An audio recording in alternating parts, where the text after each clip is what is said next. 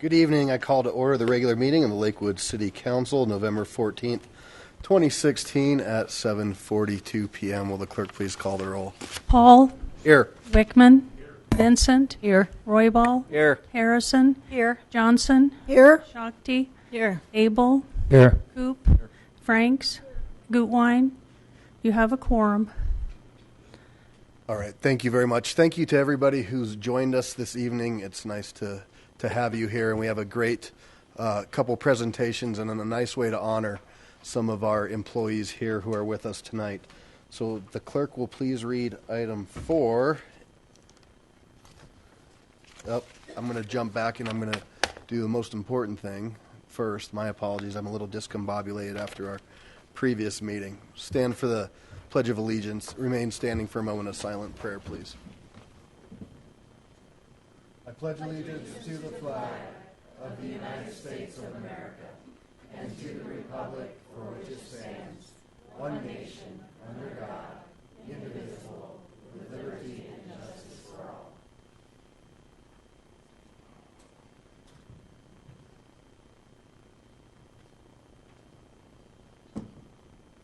Thank you. Please be seated.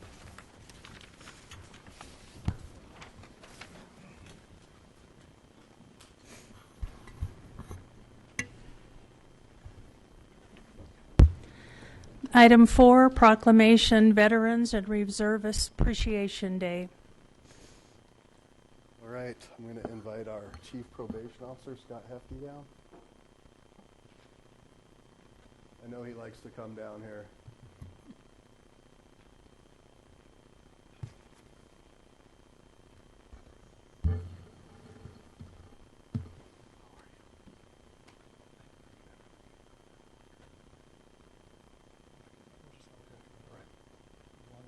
Yeah, that's fine. If you want to just join us all.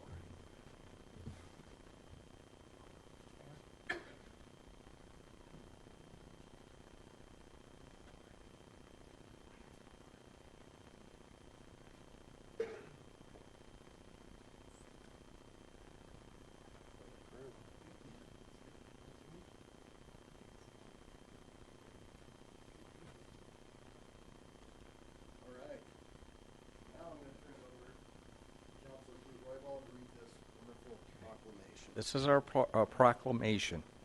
Veterans and Reservists Appreciation. Whereas we owe a great debt to those who have served in defense of this nation to ensure that our democracy and our ideas of freedom and liberty are preserved. And whereas we are pleased to honor and recognize tonight the dedicated veterans and reservists who are both our community members and our employees. And whereas we wish to express our gratitude, appreciation, and respect to these men and women of our armed forces who enlisted in times of peace and war and who served with honor under the most difficult circumstances and make sacrifices that many of us cannot even imagine. And whereas in light of Veterans Day, we want to use this proclamation to pay tribute to all who have worn the uniform and continue to serve their community as police officers, coaches, mentors, and government employees committed to standing for timeless American ideals. Now, therefore, on behalf of the City Council and the people of the City of Lakewood, I, Adam Paul, Mayor of the City of Lakewood, Colorado, by virtue of authority invested in me, hereby proclaim Veterans and Reserves Appreciation, given under my hand and seal, the City of Lakewood, this 14th day of November, 2016. So, thank you all so much, and we are so grateful for your service, your sacrifice, and your continued commitment to your community and the great things that you do for the City of Lakewood. And it's a great honor, I know, from this body to celebrate you tonight. But it's not only tonight, it's every day of the year. So thank you all.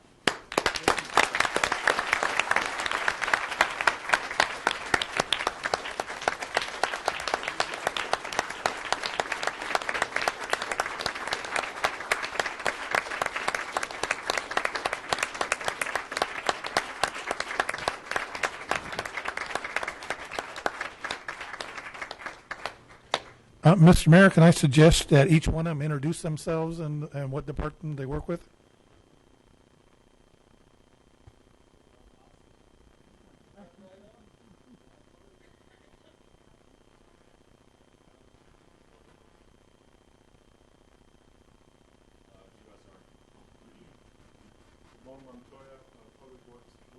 U.S. Navy. Mike Sizemore, Public Works, Engineering, Navy. Stephen Munsinger, I'm a fill-in judge, United States Army. I'm Shane Littleton, Municipal Courts Probation, U.S. Navy. Steve Galbraith, I work out of finance in the mailroom, and I was U.S. Army.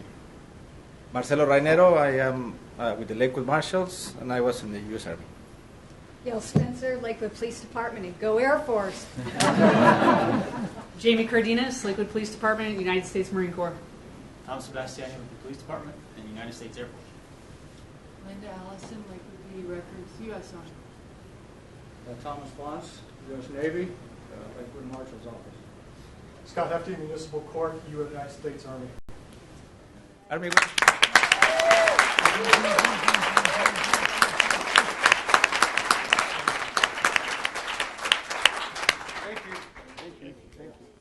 Can I just, Mayor? I just want to say that having you all come up here was quite touching. It was more touching than I anticipated. That you can't tell who's a veteran, and so seeing all the faces of the people I know, thank you for coming. We're sorry we missed your reception. We were in our study session, but I hope you had a great time as well. And thank you to Councilor Roy Ball, who is also a veteran, as well as Councilor Wickman. All right. Item number 5. Item 5, Proclamation National Hunger and Homelessness Awareness Week. Council President Shakti. Whereas National Hunger and Homelessness Awareness Week occurs each year during the week before Thanksgiving, serving as an important reminder that many children, families, seniors, veterans, and others in Lakewood don't have enough food to eat or a safe, stable place to call home. And whereas 1 in 5 Colorado children struggle with hunger, and during a recent school year, there were nearly 15,000 homeless students in the metro area schools, a number that is large enough to nearly fill the Pepsi Center. And whereas Lakewood is committed to ensuring every member of our community is able to achieve their full potential, and the lack of food and housing is preventing many in our community from reaching their full potential. And whereas the 2016 Hunger and Homelessness Awareness Week is focused on specific steps that individuals and local governments can take to prevent Coloradans from experiencing homelessness and hunger, such as contributing to a food drive or shelter or hosting a sock or clothing donation event. And whereas in partnership with many organizations such as the Action Center, Close to Home, and Hunger Free Colorado, Lakewood and the Metro Mayor's Caucus work to help residents get connected to available services and encourage all Coloradans to speak up and lend a hand so that Lakewood and the state can be a place where everyone has enough food to eat and a safe place to call home. Now, therefore, on behalf of the City Council and the people of the City of Lakewood, I, Adam Paul, Mayor of the City of Lakewood, Colorado, by virtue of the authority vested in me, do hereby proclaim November 12th through 20th, 2016, as National Hunger and Homelessness Awareness Week. Thank you, Councilor President Shakti. And this is just a reminder, and again, we talked a little bit earlier about remembering folks every day of the year. It's not only around Thanksgiving, but it's every day of the year we have folks struggling in our community. And so this was a nice opportunity for council. I thank the council for accepting this proclamation.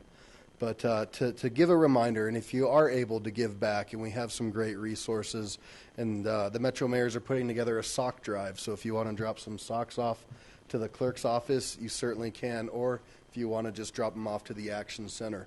Homelessness is a real thing. It's something that many of us have seen grow in our community.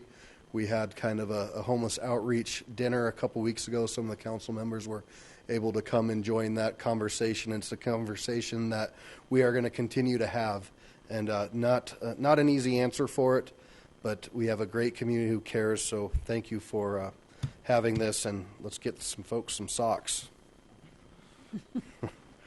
Item 6. Item 6, presentation, Starburst Award, Green Gables Playground Conservation Trust Fund. And I'm going to invite down Colin Waters, who is a community relations specialist for the Colorado Lottery. And I have to tell you, I think these guys have the best jobs. They go around, they hand out big checks, and they do really cool projects like playgrounds and parks and all that good stuff. So, good evening. Good evening. Welcome. Thank you, Mayor Paul, members of council. My name is Colin Waters, and I'm the Community Relations Specialist with the Colorado Lottery, and I probably do have the greatest job in the world because I get to come to city council meetings and learn about all the stuff that happens in my community. So, and actually it really is exciting to me, so I really do enjoy that. As Mayor Paul said, I'm here from the Colorado Lottery to present the City of Lakewood with a Starburst Award. We've given out Starburst Awards since 1992, and many of you may remember in 1992 there was a change in the lottery that redirected all of our funds to the outdoors, and we're happy to say that we are the only state lottery and the only state that has a funding resource like that. And it's a wonderful thing because this year we had $143.5 million that are being returned to Colorado communities throughout the state. And as I attend these and hear more often, it's sometimes difficult to find money in communities, and this is a wonderful source for that. I want to tell you just a little bit about what the proceeds are doing here in Lakewood. This award today is being presented to Green Gables Park, which is a recipient of CTF money, Conservation Trust Fund, which is under the Department of Local Affairs. It's a per capita thing. It's certainly just a numbers game. But since the beginning of 1983, when the lottery was established, the city of Lakewood has received $31.8 million from the Conservation Trust Fund. That's roughly about $1 million every year. You also receive Great Outdoors Colorado grants as well, and since 1992, you've received 31 for $3.53 million. So a lot of money is being returned into your communities that are making an impact. Before I present this award, I just want to give a couple of thank yous to the people who kind of made this project possible. Thank you to Ali Sheck, who brought this wonderful project to us. She brought a handful of them. We had to pick the best one. It was very difficult. To the members of the City Council and administration here in the City of Lakewood. To Tina Wilson, who was kind of the champion behind this project and getting it started in the local communities. Our beneficiaries, GOCO, CTF, Colorado Parks and Wildlife, and BEST. And then on our team, the Lottery Administration, our sales reps, which we only have about 60 to do the entire state. Our retailers, we have about 3,200, and of course our players, and I think everybody here got a scratch ticket tonight if they were over 18, so now you are considered in that Colorado Lottery family as well. And we, without those groups, we couldn't, really the retailers and the players, we couldn't do what we were designed to do, and that is return as much proceeds as we can to the state of Colorado. So the Starburst Award is picked for several reasons. More so, we look at the impact to the community, not the dollar figures, because you can kind of get lost in that. This project stood out in two different ways. One, conservation trust funds are something that the city has discretionary use for. They can use it either to water a park or build a huge project, and this kind of fell right in the middle. But when you look at the impact for this project and kind of the community-based rally and support behind it, it really stood out. As I mentioned, Tina Wilson, you may know this story, so please stop me if you've heard it a million times. But one person made a difference in their community by rallying their neighbors and then coming to City Council and getting their community involved in a project that was going to impact more than just one person's life. The Green Gables Park, as I looked at some former pictures, was a park that reminded me of my childhood and coming home every day from the playground with a splinter and having to just sit there in pain while it was dug out by either my babysitter or my mom, and sometimes just leaving it there because it hurt so bad and it would just kind of take care of itself. This project had $111,000 of funds from CTF, and with that you were able to build construct a new playground that was ADA compliant, it met all of the safety standards, and is now kind of improved that attendance in that park. I think the story that always stood out to me, and Ali shared this with me very early on in the process, was obviously the community involvement, going through all the plans, helping with the design, and finally choosing that. But also the kids at the neighborhood who came over to the fence as it was being constructed and posted a sign on the wall that said, in crayon, "Will there be swings?" with a box for yes and no. And the construction workers crossed off the yes and then put pictures of what the swings are going to look like. So it kind of came full circle after that, and I bet you the kids couldn't wait for that to get open. So without further ado, I would like to present the City of Lakewood with the 2016 Starburst Award for excellent use in lottery funds to the Green Gables Park and Playground in the city of Lakewood. Mayor Paul?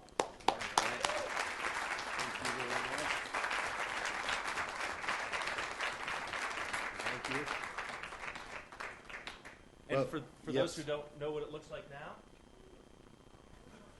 it's really cool. It's a great park.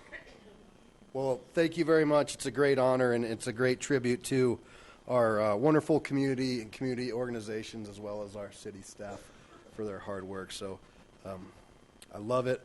Actually, I've been to the playground, and I have been on the swings, believe it or not. So it is, I can attest to it's a lot of fun, great park. Councilor Harrison? I would like to say thank you as well. We attended the open park night. I don't know what you would call it when you open a park, but whatever it was called, put on by the neighborhood. And there were easily probably 500 people there. They had a wonderful turnout. The community really supported this park. And it will also be part of a community gardens that we'll hear about a little bit later, which is also a really neat thing. So thank you very much. Our children will really enjoy it. Thank you. Thanks again, Colin. Much appreciated. and just a side note, the wood on the plaque there is wood that actually comes on the award. It's not from the playground. I was going to say, I already got a splinter. I'll give you a scratch. Thank you all.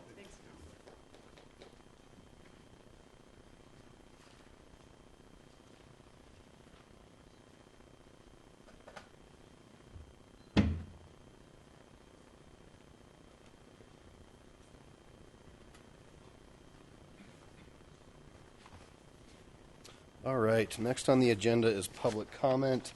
This is the point in the meeting where the public is invited to address the City Council on items that did not appear on the agenda.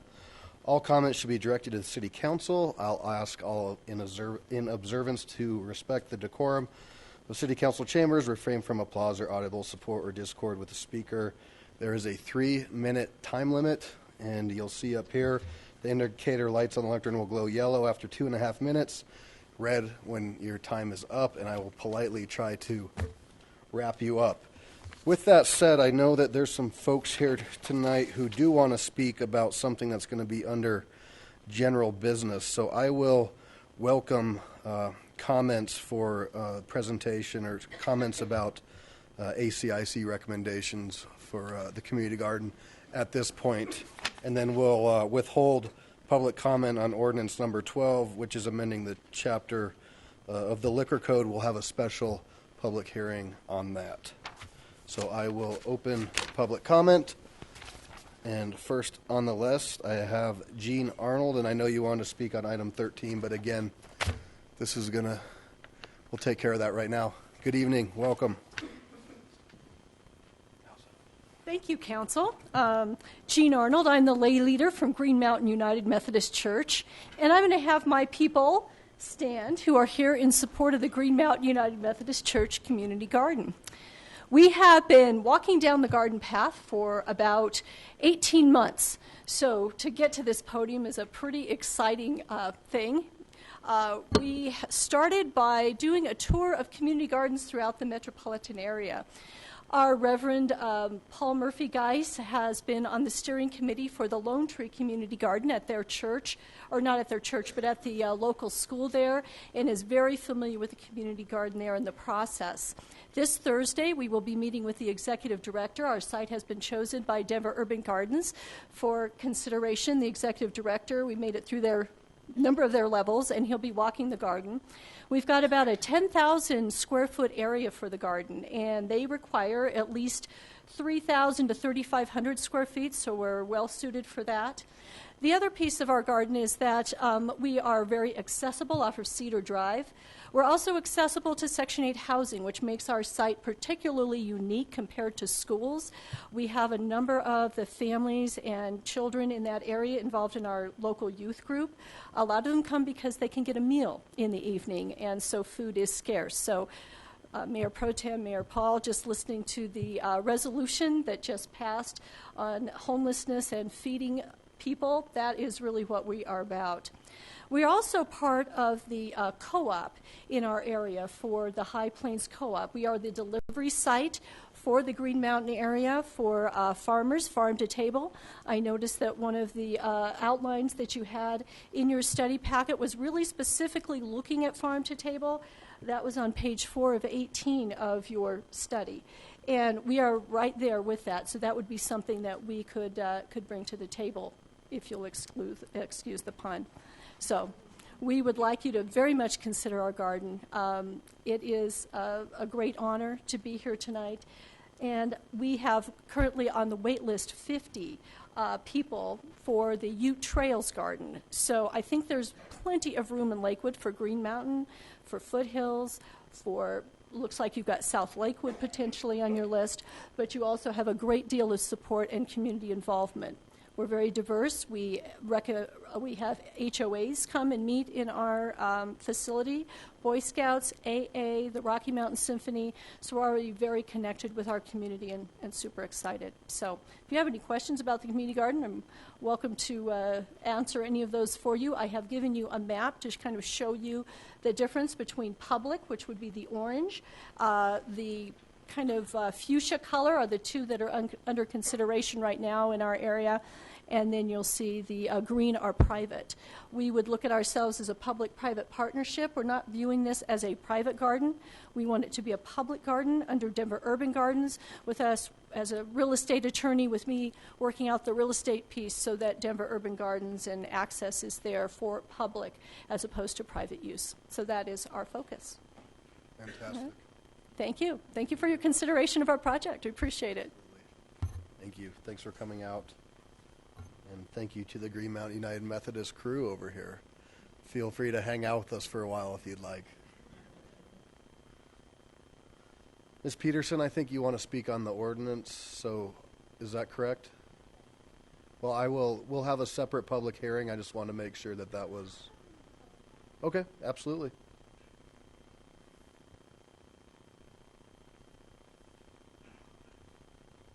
Welcome.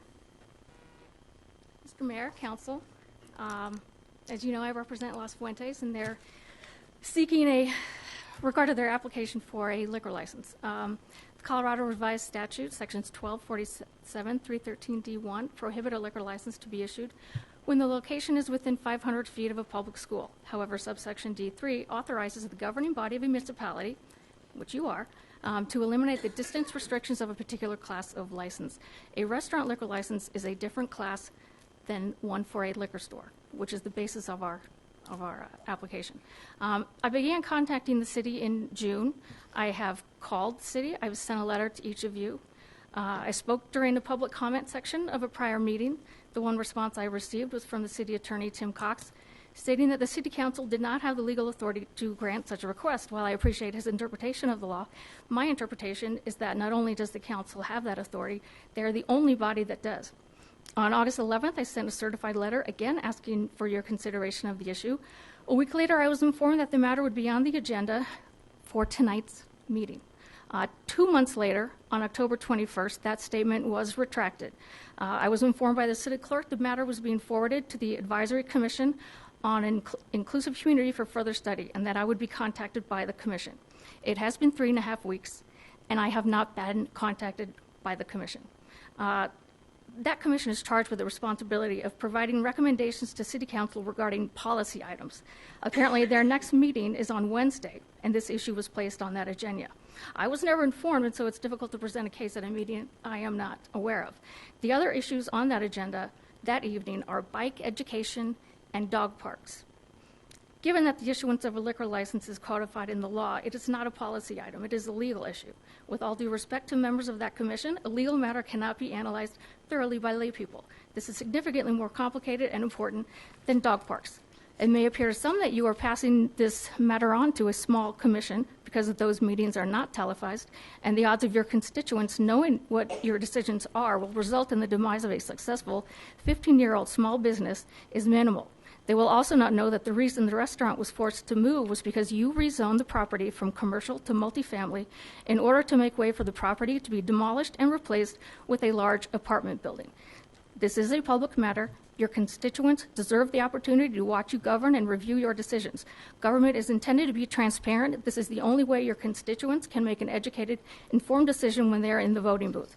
If you continue to refuse to consider this matter in a public fashion, give me the courtesy of telling me rather than ignoring me. Las Fuentes does not want to escalate this issue by requesting a writ of mandamus from the district court to compel you to perform your official duty in accordance with the Colorado Rules of Civil Procedure, Section 106, subsection A2 and A4. Las Fuentes has a legal right to have City Council review and analyze the facts and law regarding this matter. Every day that passes pushes this restaurant closer to demise. In order to expedite the process, I have prepared a packet which contains copies of the relevant statutes, cases, my prior letters, and a petition signed by 1,000 residents near Las Fuentes who favor the issuance of this license. I will give this packet to Ms. Greer for your review. I also have witnesses who would like the opportunity to express their opinions. They need a little more advance warning in order to be here. The owners of the restaurant are sitting right over here, and they would also like your representation. I respectfully request that this matter be added to the agenda of the next City Council meeting. I've been somewhat disturbed listening to your discussion about the last. Comments, please. I will wrap them up. If you gave me a chance to present my case, I would have more time. I'm sorry, this is public comment. We can have that conversation after, but please. Okay, so I'm going to wrap it up. I'm sort of disturbed that some of you are talking about pushing forward some of these issues to next year, given that this is the holiday season. I don't know about you. I don't know a single employer who considers this to be the holiday season. My kids go to school. They're continuing to be educated during this holiday season. I know that you come to work. I know that the justice system goes to work. They're not on vacation, so they will accept my filing for a writ of mandamus if I do not hear from you. Thank you. Thank you. Next, we have Mr. Mace. Certainly, take your time.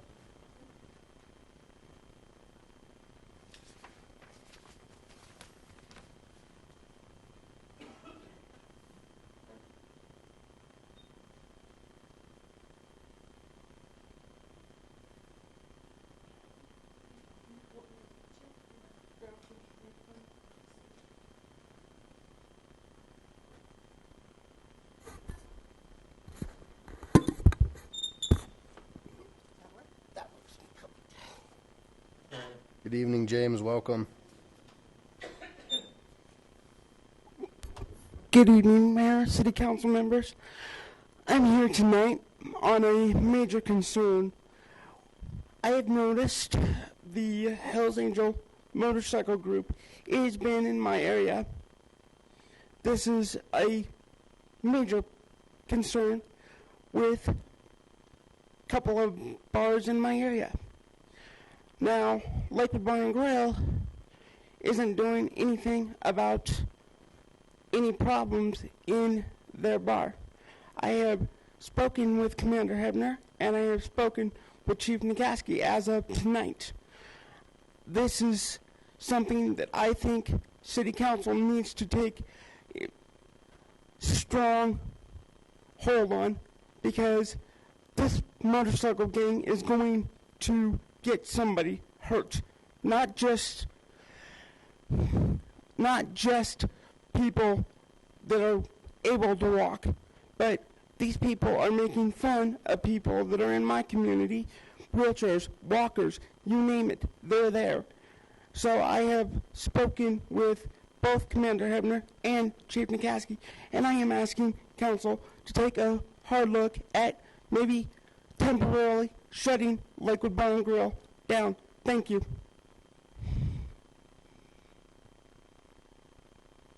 Next, Cindy.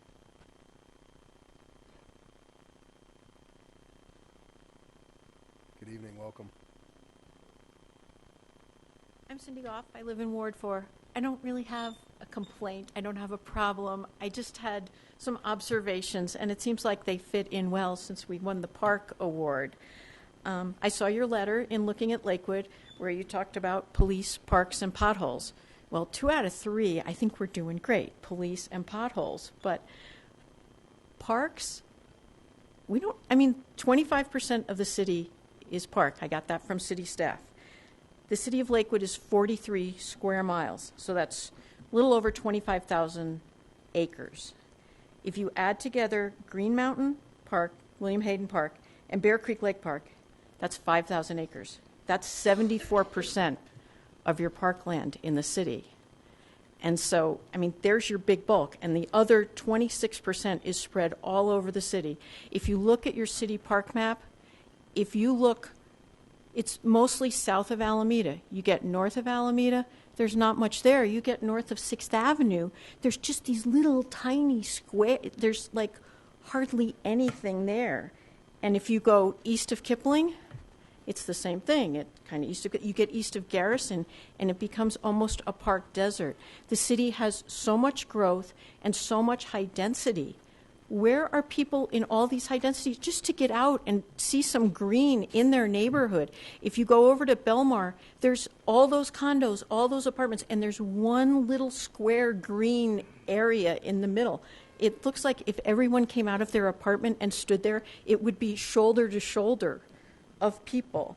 And I asked when our newest park was, or less, and I was proudly told by city staff that, we have that new park at 2090 South Wright Street. And I was like, well, yes, but that was because of the neighbors. So I just think in our development, we need to think of green space and parks. And I know there's a lot of transit-oriented development. And if you looked in Sunday's paper, there's a quote from the Lone Tree City Deputy Manager. And he said, we could have done a better job at planning for open space because at the Lincoln Station, they have one 20 by 30 foot bluegrass square full of dog poop for all the apartments. So that was it. And along the same lines, the city hasn't had a new rec center. I mean, we've redone rec centers. I mean, the Link is getting redone, but the Link Rec Center is the newest rec center, and that was probably the early 90s. I tried to get from city staff and the historian the exact dates, but I've lived here since 1981, and that's the only one I can remember coming after I moved here. So, if we're going to grow, we need to grow with more things. And it would also be nice if perhaps we haven't had a new grocery store other than Whole Foods and Sprouts around here since the Cub Foods opened here at Wadsworth and Alameda. I mean, there's people in Solterra. We used to have 3 grocery stores on Green Mountain. We used to have Safeway, King Soopers, and Albertsons, and now we just have King Soopers and Safeway, and we have 600 more units along Union Boulevard, which brings me to my next thing because my business is on Union Boulevard. You're going to fund a traffic study for Union Boulevard. Well, it's kind of late for that. I mean, it's good that you're going to do it, but traffic is bad. You have 267 new units that have opened on Van Gordon and another 305 to 307 units on Union Boulevard.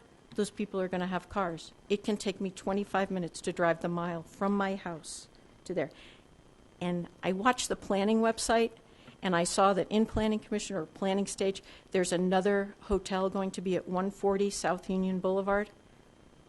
From 140 South Union Boulevard to the Sheridan, which is 360 Union Boulevard, there are 4 hotels. If you go to 6th Avenue, you get 2 more. And if you go just over to Sims, there's another one. And you have 7 hotels in a mile. And so we're doing a lot of things for people that want to come here and do things, but please think of the people that live here and why we chose to live here. Thank you.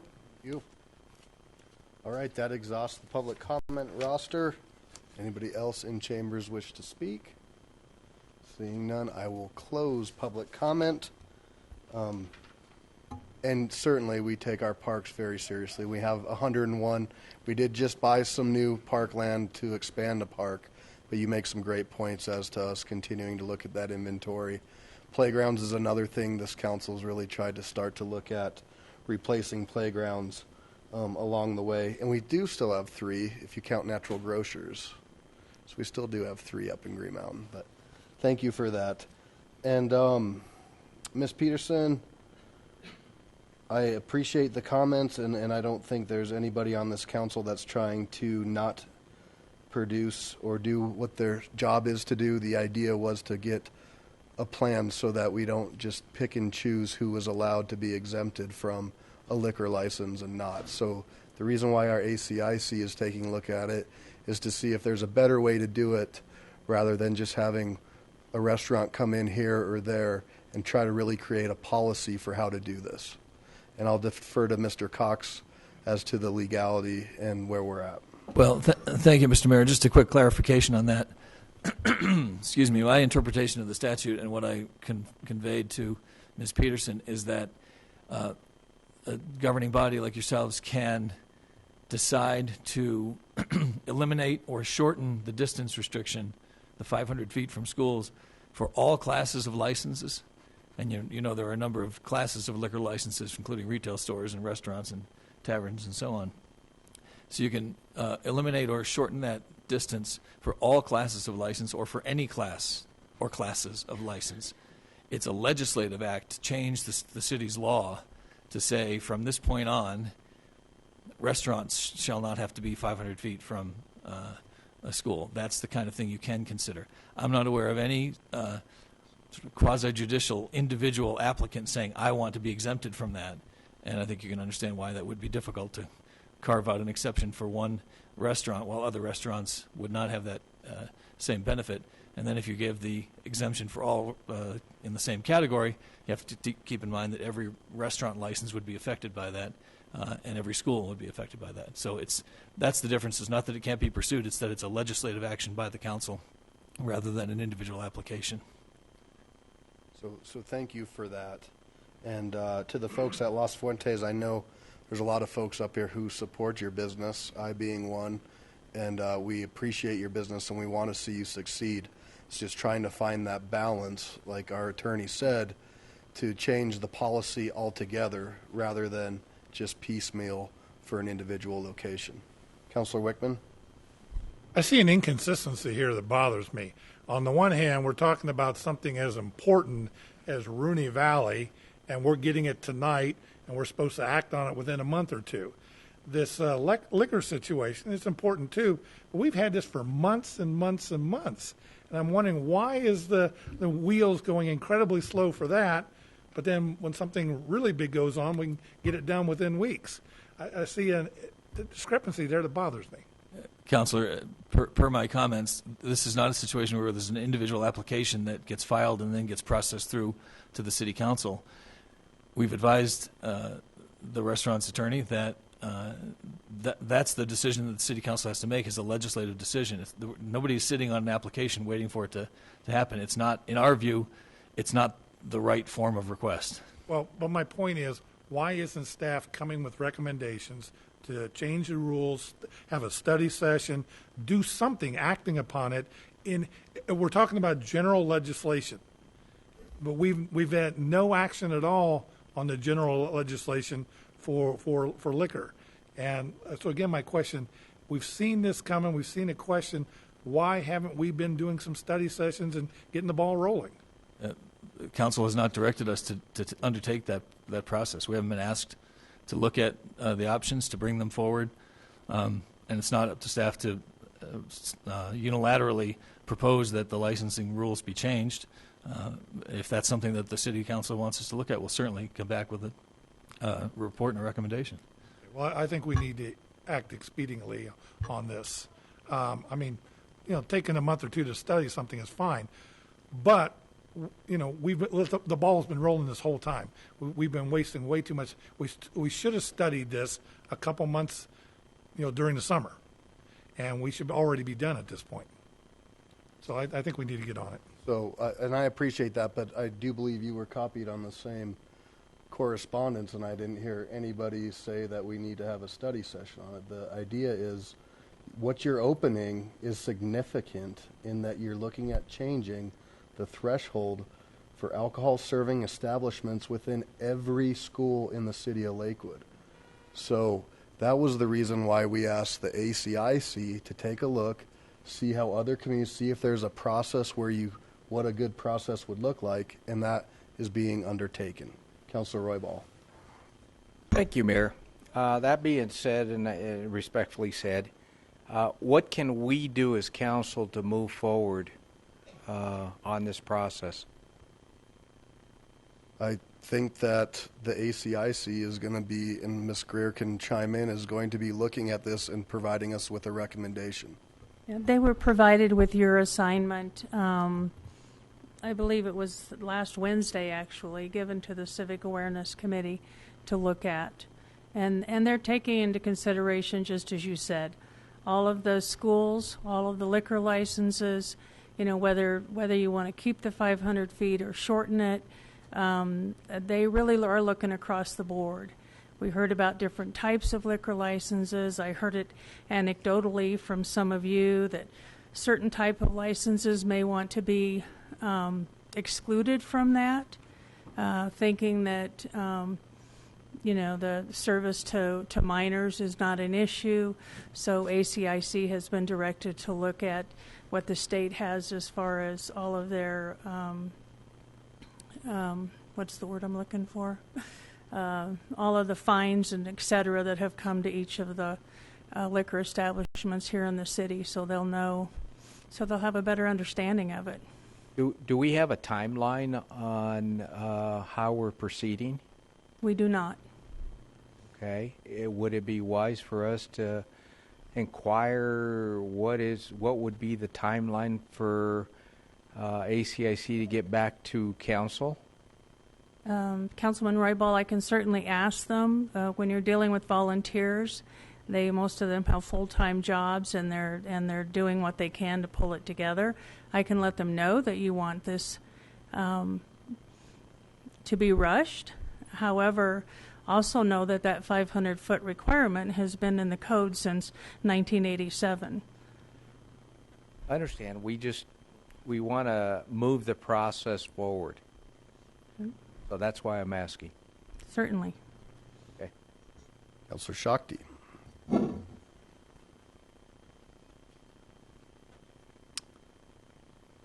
Did something change in this situation recently? The La Fuente situation? So no. Now I'm going to call to order. We're not going to take conversation this way. The question to the clerk. Nothing has changed as far as the licensing of Las Fuentes. So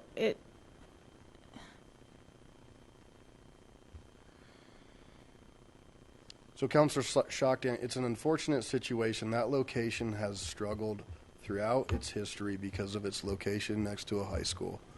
And unfortunately, the folks who came in and took over the location took it over knowing they weren't allowed to have a liquor license. I understand that the city is willing to take a look at that, but it's a two-way street. So it's not the city's fault, but we do support our small businesses and we do appreciate you, and we're trying to get that recommendation looked at to see if that's something we can do. And keep in mind, we have a lot of schools, and some folks tonight didn't want to rush a decision on a plan, but want to rush a decision on changing our whole liquor code. So I would suggest we let this process continue to work, and everybody can continue to support Las Fuentes Mexican Restaurant. We'll give you a plug, and make sure that we keep you going and that you do great business and you have a great following. All right. Next on the agenda tonight is the consent agenda.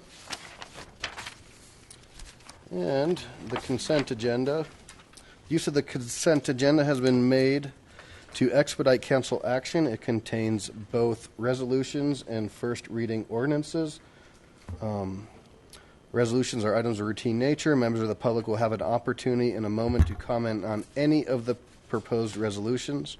First reading ordinances appear on the agenda only for the purpose of setting future public hearing dates and ordering the newspaper publication of the proposed ordinance. No public comment will be heard this evening on the first reading ordinances. The public will have the opportunity to comment on the proposed ordinance during the scheduled public hearing on the date set forth by the City Council. Any council member may request an item on the consent agenda be removed for separate discussion and action under general business. Will the city clerk please read the items on the consent agenda into the record? The consent agenda consists of items 8 through 11 inclusive. Item 8, Resolution 2016-49, supporting a mini grant application to Great Outdoors Colorado to fund construction of Green Gables School and Community Garden, Phase 2 outdoor classroom for the Southern Gables Sustainable Neighborhood Organization, authorizing execution of the grant agreement if approved, and authorizing an intergovernmental agreement with Jefferson County School District related to Green Gables Elementary School. Item 9, Ordinance O 2016-15, authorizing execution of 2 permanent utility easements to Public Service Company of Colorado for an underground utility easement and an overhead utility easement and related facilities across Washington Heights Park near West 1st Avenue and J Street, Lakewood, Colorado, further accepting a quitclaim deed or some other related document from Jefferson County Open Space to the City of Lakewood, releasing the Jefferson County Open Space restrictions on the park land, allowing the permanent easements that will be conveyed to Public Service Company of Colorado. Item 10, approving the minutes of the regular City Council meeting of October 24th, 2016. And item 11, accepting the minutes of the Advisory Commission for an Inclusive Communities full commission meeting of September 21st, 2016.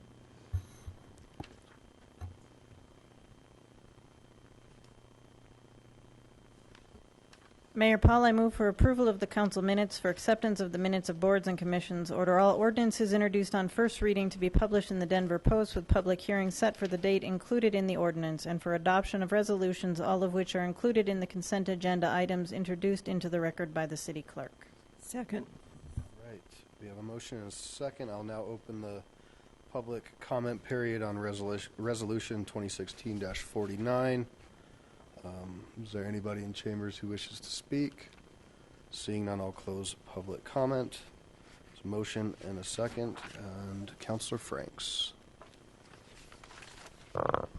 I would be remiss if I didn't speak about my love for community gardens.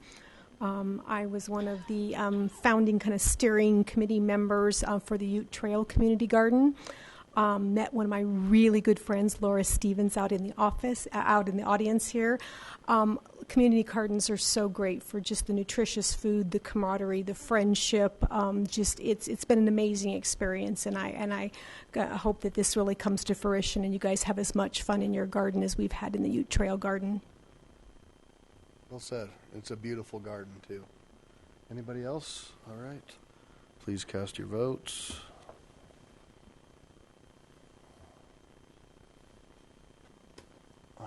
And that passes 10 ayes, 0 nays.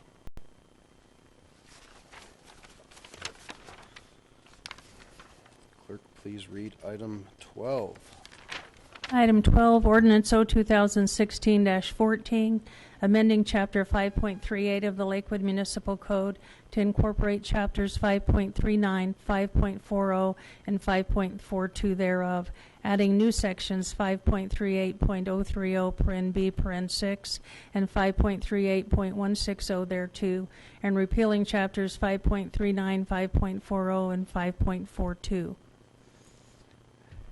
All right, thank you. And looks like we have a presentation. Just briefly, I wanted to explain the request for the amended ordinance. What we did was every so often we go through our licensing codes, and you may remember a couple of years where we went through the arcade ordinance, and actually you all ended up repealing that after we reviewed it. Several times over the years we have gone through the liquor code, and there has not been much change to the liquor code until this year. We had two, a House bill and a Senate bill, come through that will in the future create some big changes in the code. However, it was an opportunity for us to go through the liquor code, clean it up a little bit, and so what this does is simply combine. We had 4 chapters related to liquor. We had the liquor code, the beer code, tasting permits, and optional premises licensing as 4 separate codes, and all this does is combine those. There was a lot of repetition, redundancy in the wording and the application process, etc. So we just combined it into one code. It's much more efficient when we're looking for answers for our applicants. We cleaned up verbiage. We cleaned up and tried to really help out with some of the definitions that weren't very clear. And then we did add the 2 sections, and the sections that we added, one of them was directly related to Senate Bill 16197 this year that requires a 1,500-foot distance requirement between any new retail liquor stores and liquor licensed drug stores. So any new ones coming forward. The other section that we added was simply an appeal process. It's always been available. It just never was in the code itself, so we added that to ease persons looking for how to appeal a decision made by the hearing officer. Thank you.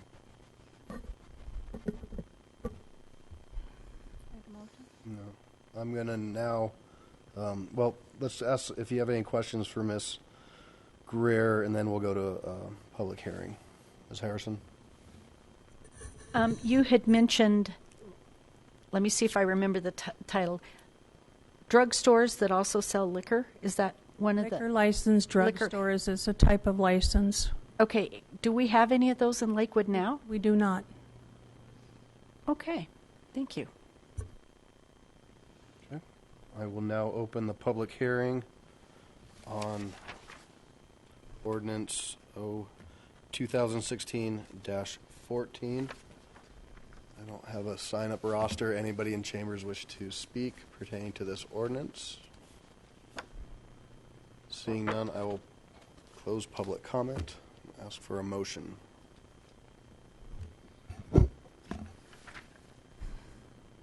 I move for the adoption of ordinance 2016-14. Second. Motion and second. Any comments or questions? Councilor Abel. I'm trying to find the section now, but I have a concern that we mention in that neighborhoods are to be involved in the process, and then later the neighborhood is define the neighborhood. I think the input of people community-wide on something like this is important. You may not live in the neighborhood. You may work there, though. And I was wondering if we could change that first reference where it says neighborhood to community, so that it's community comments. I'm sorry. Even if they're outside. Well, could you tell me what section you're looking at? Well, are you talking about the needs and that. desires survey for the neighborhoods? No, I'm talking about the conduct of the public hearing, and I don't see it there now.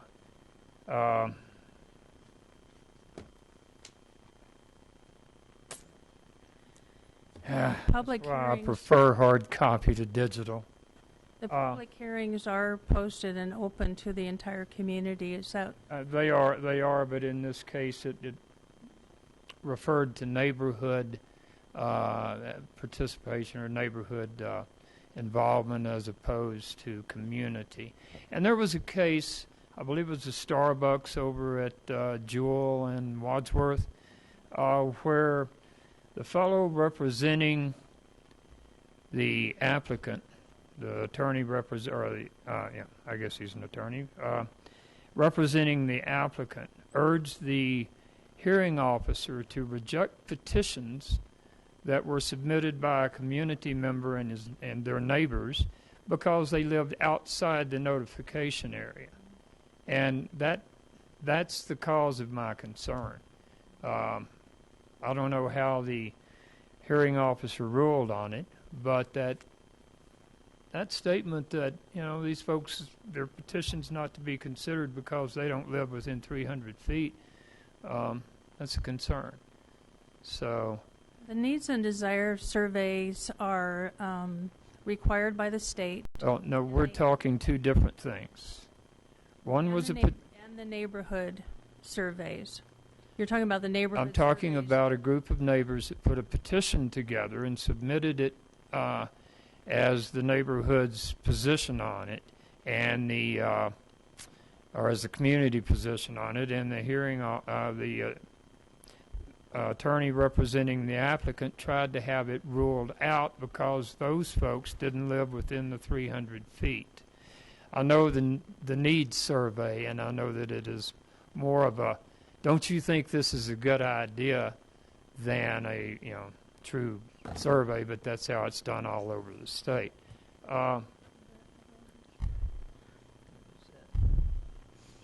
Councilman Abel, I think the response from the neighborhood is directly tied to that needs and desires petition as well, and the state says that we have to do a needs and desires petitioning for new applicants, and therefore the neighborhood that's affected are the ones that have the right to respond to that. So if they're outside of that neighborhood, then the other side, we probably need to extend that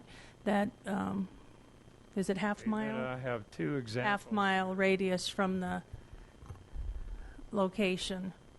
538 140.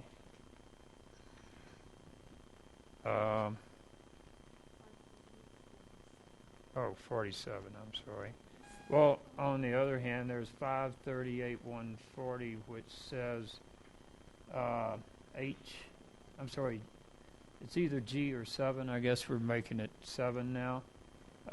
Any petition signed by parties in interest which demonstrate the needs of the neighborhood and the reasonable requirements of the neighborhood regarding issuance of the license.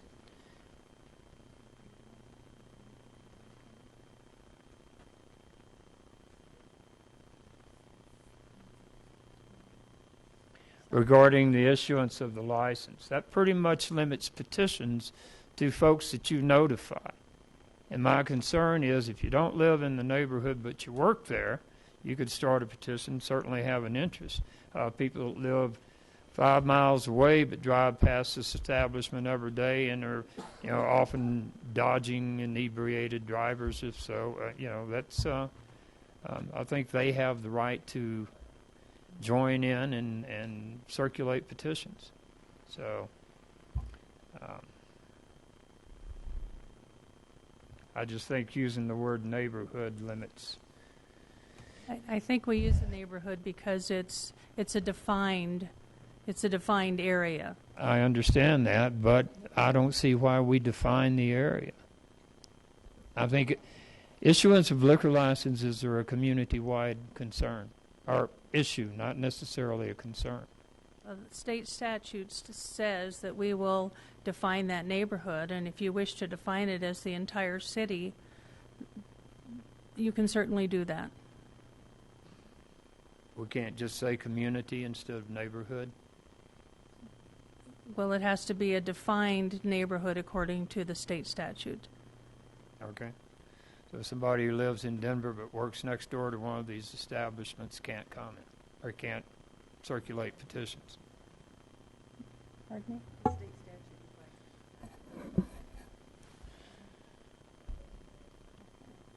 me? My experts back here are telling me that that the state statute says that they have to be a party of interest, and that means that they have to live within that defined neighborhood. So I need to talk to our state representatives. I believe so. Thank you. Councilor Vincent. I was just going to say, to your point, there was a liquor establishment that wanted to come in to our area, and by the definition, they had to go and ask people in Denver if we could have one in Lakewood. So they did have input. It wasn't defined by the city limit. And it kind of caused an uproar because Denver people got to tell Lakewood what they could do. But it was a half a mile, I believe. Half a mile radius from the applicant's location. So everyone within that half a mile had input into it. So, Councilor Wickman. hate to be belaboring a point, but I'm back to the issue with Las Fuentes. When this came to our attention, 6 months ago, and we brought it to your all's attention, and we were going to amend the code, I guess I naively thought, we were looking at making changes that would be looking at their situation. And then now I find out, in the last couple months, that they're not even involved in the situation. So again, I'm back to why didn't we take this opportunity to be addressing their situation during this whole process? I know I've already asked that question once, and I guess I'm making a rhetorical statement of frustration. Councilman Wickman, I guess I would have to reiterate what our city attorney said, is we got no direction from city council, and one complaint regarding this over the last 15 years that I've been here. We have turned applicants away because of that 500-foot rule, but they have not come back and asked to have it changed. So until we hear from you that this is what you want us to do, I couldn't move forward with it. I thought we were clear on that, but obviously I was clear in my own mind. Evidently nobody else was on board. So. I heard anecdotally from different people, different opinions.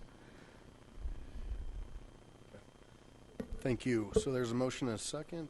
Any more discussion? If not, please cast your votes.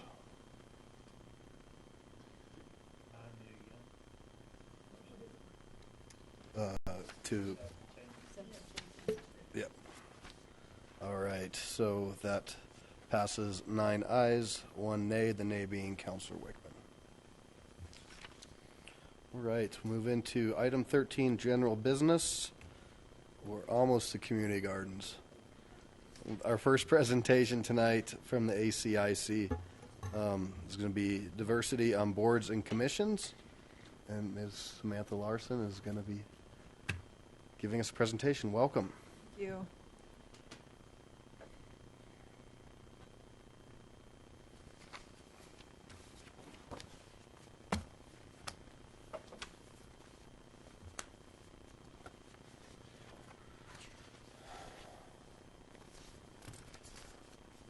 All right. Sorry to get in the way of the community gardens, but I'll try to keep this brief. First of all, my name is Sam Larson. I'm the vice chair of the ACIC, a proud member of Ward 4, and I thank you all for giving us the opportunity to present this to you tonight, council and mayor and folks joining us in the chambers. The first thing I want to bring your attention to here is that this proposal really had interest and support and contributions from folks across the ACIC. So we had Bruce Fustel from our Civic Awareness Committee, Damon Drew from our Neighborhoods Committee, and then Nicole Goodman and Russell Keithline from our Sustainability Committee. And so with that, I think that it's really important to show that this was something that really our full commission was interested in. And so just to kind of give folks a highlight, I know you all have seen this proposal, but to give folks a highlight of what we're focusing on here with the original assignment. This was a grassroots assignment to advise City Council on how to make Lakewood's boards and commissions more representative of the citizenry in our city, and then to recommend ways to recruit and retain members that really reflect the diversity of our community as a whole. And so to go into kind of the background and how the story of this proposal came to be, I just want to note that this kind of started as a broad ACIC discussion, really in the spring of 2015. We started to kind of talk about, who was in the room and whose voice was heard on the ACIC. And from those discussions, we really kind of noticed this lack of community representation, particularly across wards, which I'll note later. And so that really led us to form this ad hoc committee to determine different ways that we can start to recruit folks to sit on ACIC and then retain them once we get them there. And I just want to note, too, that this is a recommendation that focuses on the ACIC Commission, but we really think it's important to expand the lessons that we learn through these recommendations to the other boards and commissions in the city. So that's important to note. To give you kind of a summary of the research that we did on this proposal, there were these 3 different areas. So one is looking at ACIC representativeness of Lakewood. So looking at how our commission reflects the city demographics. The second was looking at recruitment data and current strategies that are in place and kind of dissecting those. And then third is retention data of the ACIC to date, and then looking at strategies for retention. So I'll give you a highlight for those 3 areas, starting with representativeness. So first of all, we really wanted to assess the extent to which ACIC represents the Lakewood citizenry. And the first representation that we looked at was with wards. So as of May 2016, this map, I assure, looks familiar. So we wanted to look at how many folks on our commission come from each ward. And so Ward 1, we have about 20%, 5 folks-ish within that ward. Ward 2, just 4%. Ward 1 and Ward 2 specifically. Ward 3, 20%. Ward 4, my ward, 44%, strong representation from Ward 4. And then Ward 5, we have 12% of our members coming from that. So clearly, these different wards have different needs, different ideas, and different really communities that we thought that we need to look at. So that was the first piece of research that really stuck out to us. The second piece that we looked at was demographic representation, so using census data from 2014, looking at essentially if the city of Lakewood were 30 people, like there are on the ACIC, how many members would make up these different demographic groups? And it's really interesting. So 12 members would not own a home. 10 members would be enrolled in college or graduate school, which was really interesting to us. 7 would be Hispanic or Latino. 4 members would speak a language at home other than English. And then 3 would be between the ages of 18 and 24. And we had other demographics as well, but those really stuck out to us. So to compare, we distributed a survey to our members that were currently on the ACIC to compare with those numbers that we found in Lakewood. And that really led us to identify key groups that we'd like to do more outreach toward, and I'll talk about that when I get to recommendation 1. The second piece that we looked at in terms of our research was recruitment. And so we interviewed the city clerk and staff on current strategies that are taking place for bringing more people on board. We also looked at all of the nonprofits in Lakewood and really tried to identify potential recruitment partners, folks that are serving different communities that we could work with and really start building relationships with. And then we also looked at different resources kind of on a national scale for increasing diversity and cultural proficiency, specifically on boards and commissions, which we have an appendix that shows that as well. And then finally, I just want to note retention. So the first thing that we did was look at ACIC member retention metrics. And this table really shows over time kind of where the ACIC membership stands. And note that this is as of May 2016, and this is really from 2011 to current times. And the one thing that stuck out to us was those that left prior to their first term ending was 45%. Left prior to the second term ending was 23%. So my math skills show me that's about 68% of folks that are leaving. And we wanted to know why. And so that's the next piece we looked at. We do have exit surveys, and those are optional, but we wanted to note, why our members were leaving early, and there were a few different reasons. A lot of folks are moving just outside of Lakewood, and you have to be a Lakewood citizen to be on the commission, so that was one reason. And then work priorities and scheduling difficulties really kind of combined. Folks didn't, to some extent, know coming in that they had a lot of research to do, a lot of time to commit, and so some things just kind of pushed them to leave the commission early due to some of those difficulties. And then we also, as a group, really wanted to have intentional conversation about some of the challenges with retention, and so that really led us to this recommendation 2, which I'll talk about again, is really trying to revise the process and what we do within our commission meetings to try to keep it a vibrant and meaningful body. So with that, I'll get to our recommendations. So recommendation 1, We recommend that the ACIC should revise outreach and recruiting procedures to target and increase applicants who are Hispanic or Latino, young adult or millennial folks, and then those who are in our underrepresented wards. So some explanation and rationale behind why we focused on these groups. You might ask the question, why choose to address ACIC member outreach and recruiting rather than how we select members in that process? So we think that the current selection process is really well developed and really fair based on the experience that we've had as a commission, but we think that there's really this lack of qualified applicants from diverse groups, and that's what we really want to focus on here. So the second question that you might wonder is, well, why, out of all these different demographics, why these three groups? Why were they chosen for targeted outreach? And really, we wanted to start at a place with groups that wouldn't overwhelm us, so really identifying which key voices were missing. And so that's where we went with this next step, is looking at those key voices.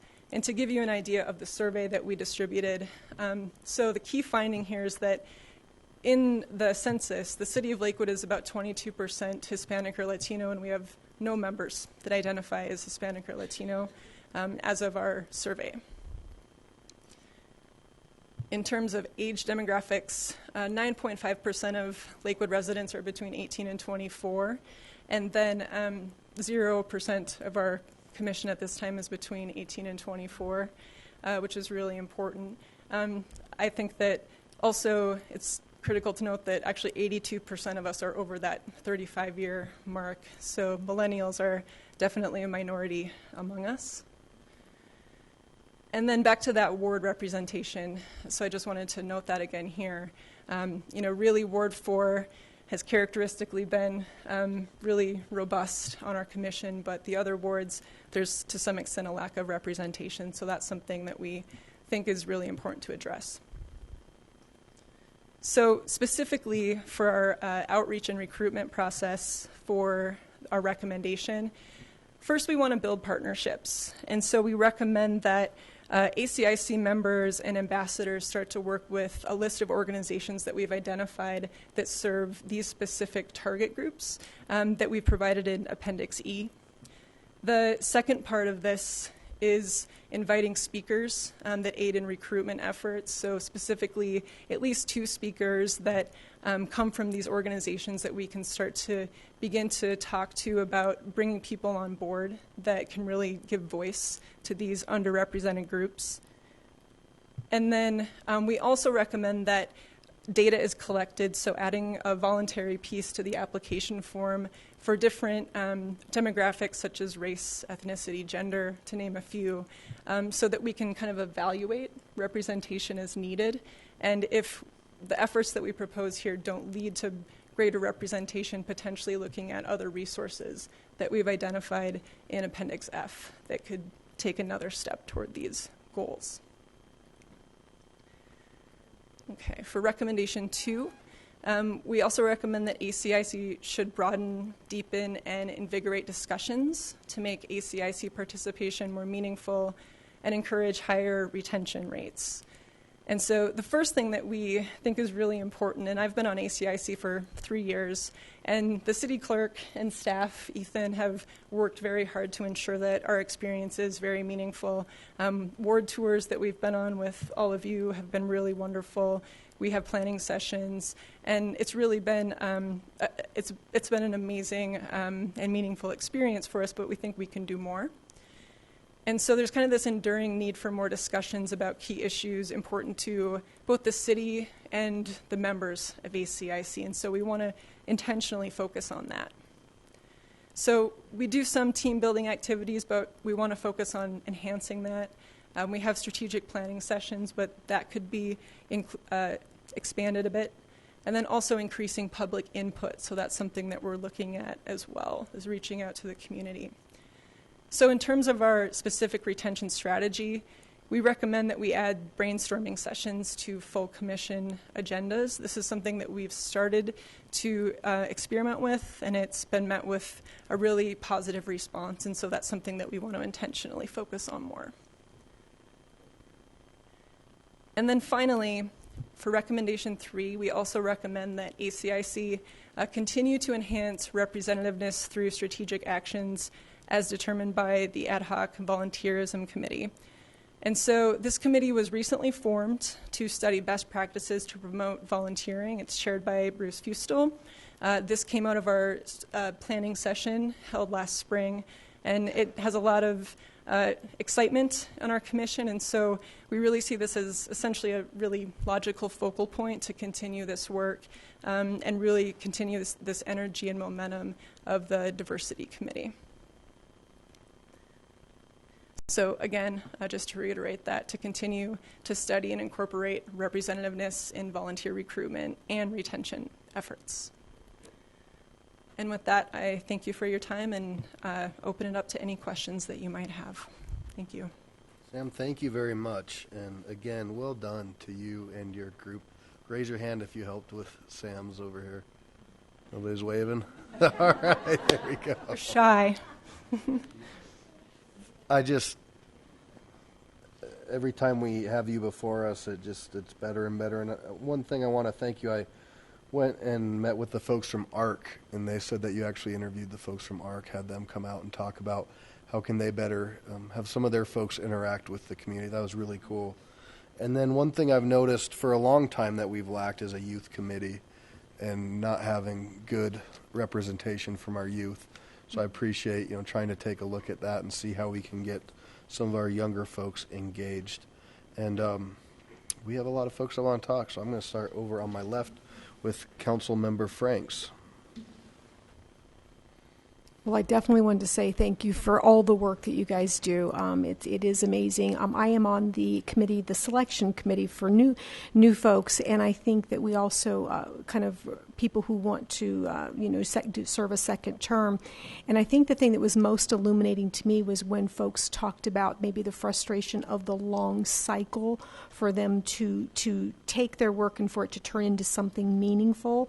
And so I wanted to share that kind of not only with my fellow council members, but kind of the audience, that I think we need to kind of shorten those cycles, look for alternatives, make it more invigorating and more exciting, because if something just keeps churning for months over months over months, it does become something where you just don't feel the passion anymore. And I think that might be some of our folks who are leaving too. They may just feel like that they're not making a meaningful contribution in a fast enough way that gives them that sense of fulfillment. So I want to just encourage us as a council to give really good direction and then really let them run with it, but then we need to take it up and do something meaningful with it quickly. Otherwise, that enthusiasm does die on the vine.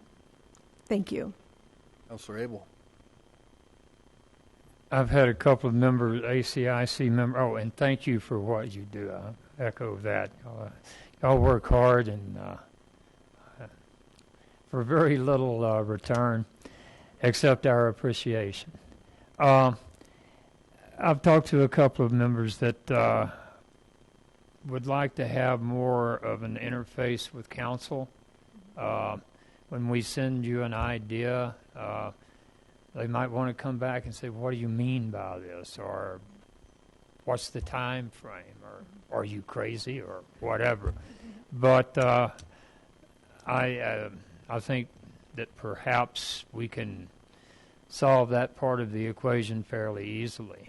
But if that's the desire of the entire ACIC, I think we'd be happy to comply. Thank you. Council President Shakti. So I thought that was great. Thank you. The data was interesting and informative. I knew there weren't many Latinos on ACIC. I didn't know that Ward 2 was so underrepresented, which might be somewhat related.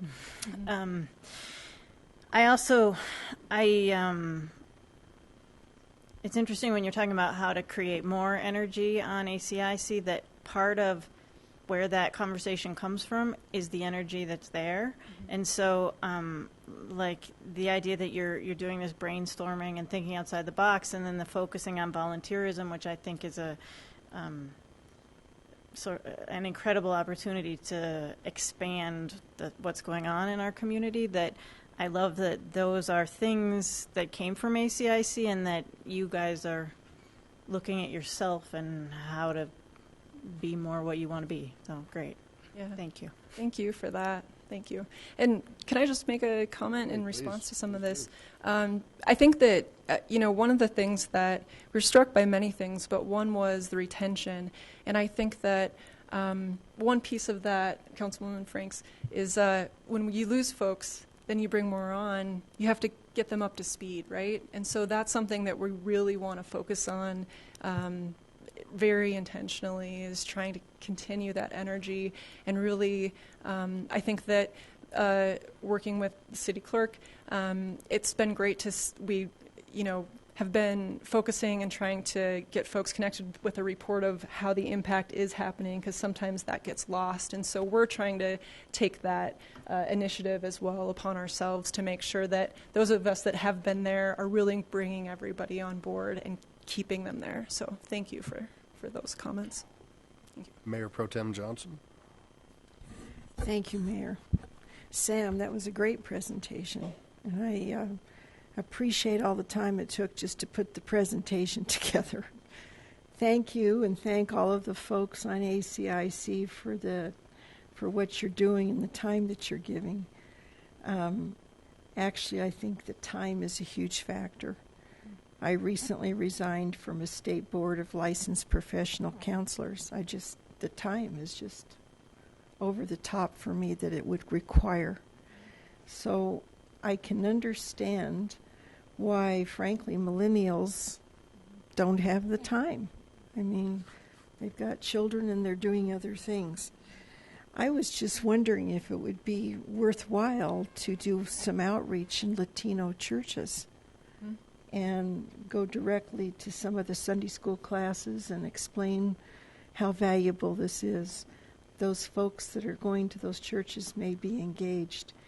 And on behalf of Charlie and myself, I'd like to invite you to a Ward 1 meeting and tell the folks what's out there and what you're doing and how important it is.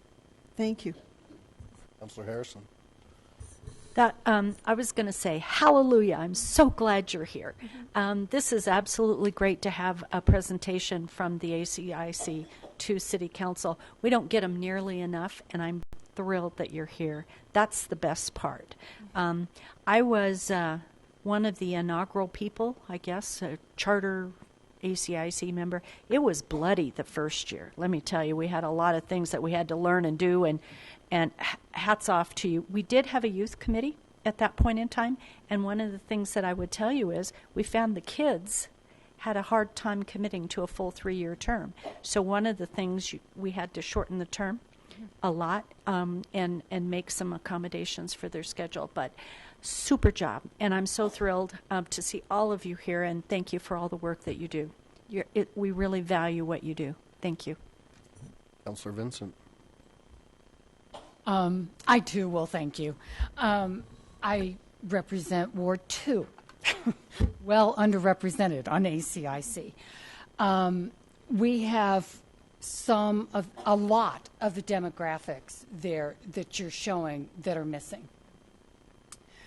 I'm just going to put this out there, but we had multiple people who wanted to serve on ACIC at one time.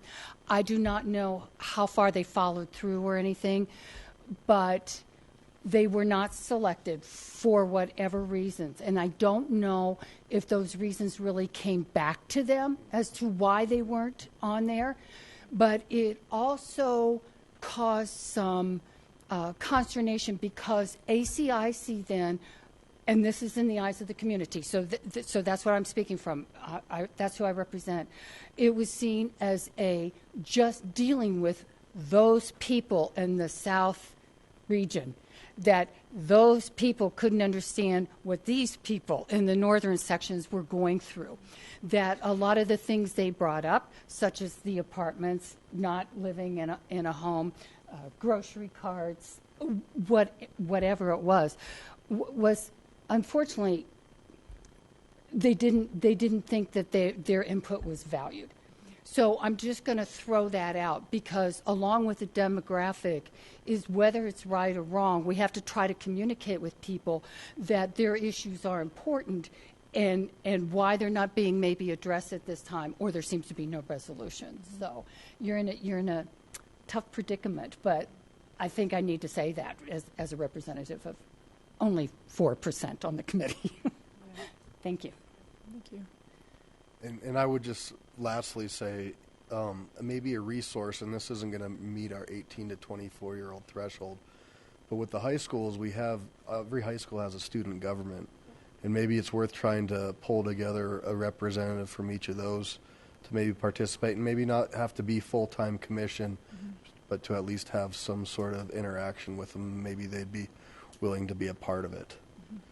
So I think the ask is just to have you brief us and tell you go forth and keep doing great things. Okay. Yeah? Great. All Good. right. Nice job. Thank you. Thank you, everyone. Thank you.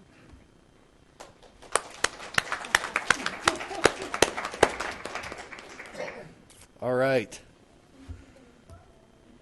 Looks like Laura is ready. Good evening. Good evening, Welcome. Mayor and council members. What a great night to talk about community gardens on the supermoon night. Woo! Oh, thank you. Let me calm down. There's a lot of energy getting us kicked back up at 9:05 tonight.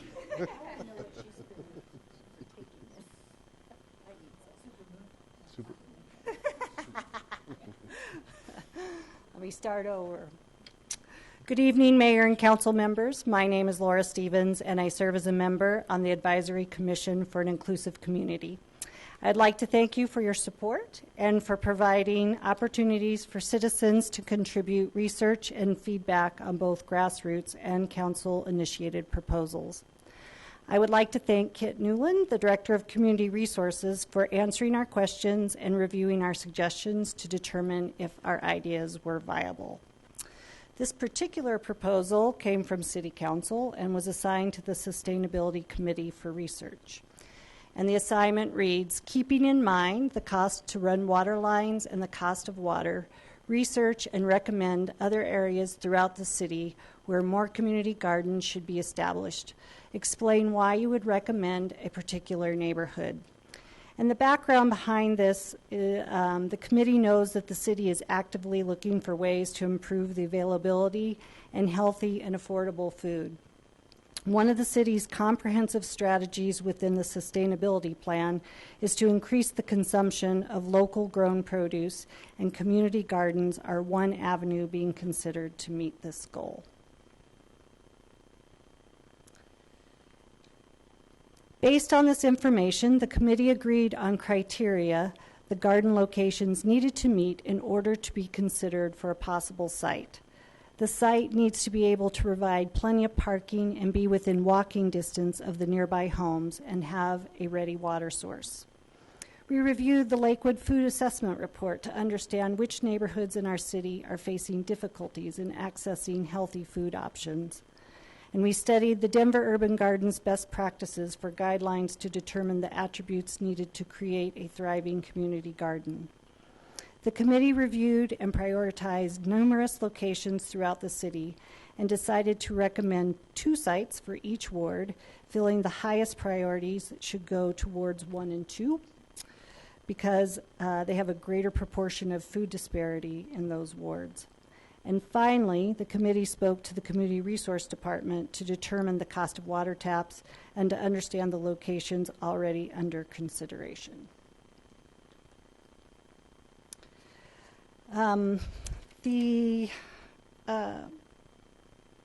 We know as a committee that before any of this can move forward and gardens can be built, that the neighborhoods need to show interest and it should follow Doug's location guidelines and match our community resource vision.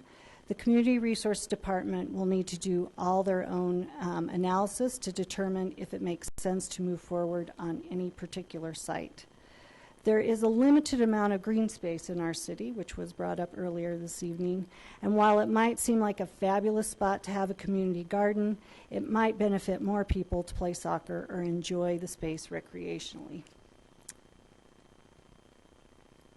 We realize that some of the sites recommended are not city-owned properties, but we believe there's an opportunity to create partnerships. So let's take a look at the recommendations. For Ward 1, Green Mountain United Methodist Church was recommended. They are actively interested in developing a community garden on the church property to eliminate food disparities in the neighborhoods surrounding the church. Situated behind the church exists a low-income housing complex. The church has space and water availability. South Lakewood Elementary. This is a Head Start location where they want their youth, their families, and staff to learn how to grow and improve access to fresh food in the spirit of developing strong communities.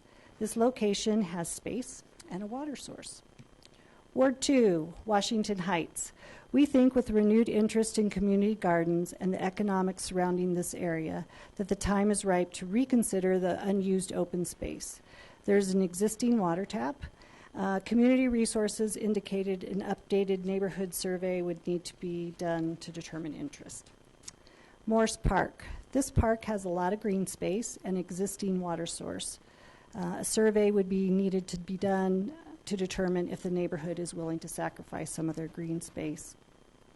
Ward 3, Lasley Park. The Community Resource Department is finishing up a master plan for this park, and hopefully a community garden could be included. South Sheridan Field Park.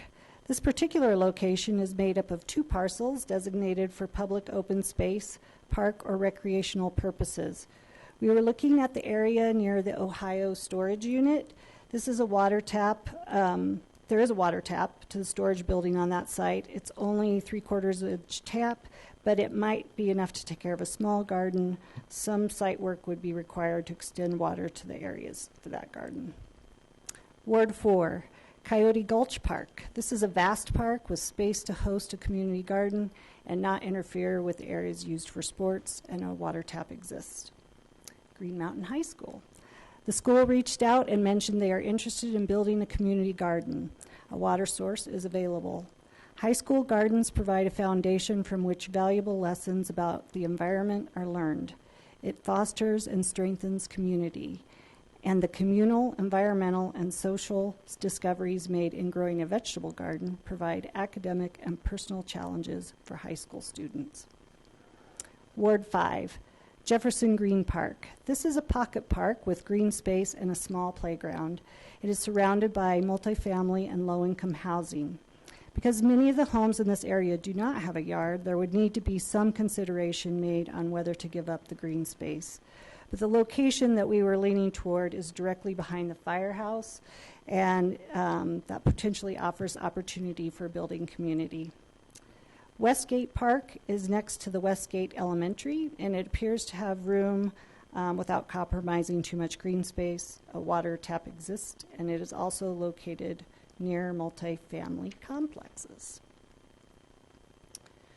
So I'd like to thank Ethan Westbrook in the clerk's office who created this map to show you a general idea of the locations of our suggested garden sites. Isn't it awesome? You did a great job. I am also very grateful to Margie Greer, who connected us with the right people to collect our data and helped us with fact-checking. I would like to recognize the people on the team who worked on this project. We had a lot of fun, and it affirmed there's a lot of passion surrounding community gardens. So John Danahy, Trish Merkel, Joe Luttrell, Russell Keithline, Bernie Barthel, Michelle Ramsey, and Nicole Goodman. I would like to thank you for the opportunity to present our findings to you, and we appreciate your time and consideration. I would also like to encourage anyone interested in making Lakewood a great place to live to consider serving on the commission. Application information can be found on the City Lakewood website. Are there any questions? Well, great job, and thank you to your crew over here as well. Thanks. You know, that Ute Trail, it's been amazing to me in my whole time on council, how that's brought together the community, and Councilor Franks talked a little bit about it, and it's just amazing what community gardens do. And I had the opportunity years ago, I think, to meet a youth pastor from the church who had talked about this large piece of land that you had that you wanted to activate for the community, which was really cool. And I think this is an amazing opportunity to try to do that. So I'm excited to to see, and I think the ask is really to send it to staff now to start to look at the viability of this sort of thing. And before we do that, there'll probably be some questions. So, Councilor Abel. First, I'd like to thank the church for offering what's theirs to the community. You know, when I was a kid, I was the youngest in the family, and the garden was always my responsibility. I hated it. When I was 25 years old, I couldn't wait to get my hands dirty again. And you know, I'm a lot easier to get along with during gardening season than any other time of the year, because you can go out there and just everything gets right with the world. I do want to ask, though, there are the two gardens or two sites you mentioned, Washington Heights and Morris Park, where we have to do a survey, and Ward 3 neighborhood interest needed at Lasley Park. But the other parks, I assume we don't need a survey, that everybody's gung-ho for it? No, actually, sir, that is part of the process. Those particular parks are a little bit further along the line, and Washington Park in particular kind of keeps making the route on whether we should put a garden there or as a city. Gray Street Garden is very close to there, and so and they were having some troubles filling that garden. So until we know that there's enough interest, no garden will be built. I mean, that is just part of the due diligence, and what I was trying to refer to is Community Resource Department would actually have to determine that there's enough interest in the community. Otherwise, it's not sustainable. If the community is not interested in having a garden, there isn't any point in putting it forth, and that's done through a survey. Thank you. Mm-hmm. Remind me, Councilor Abel, we'll get you a greenhouse so you can garden year-round.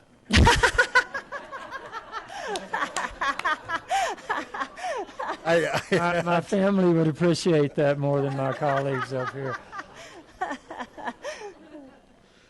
Councilor Harrison and then Wickman.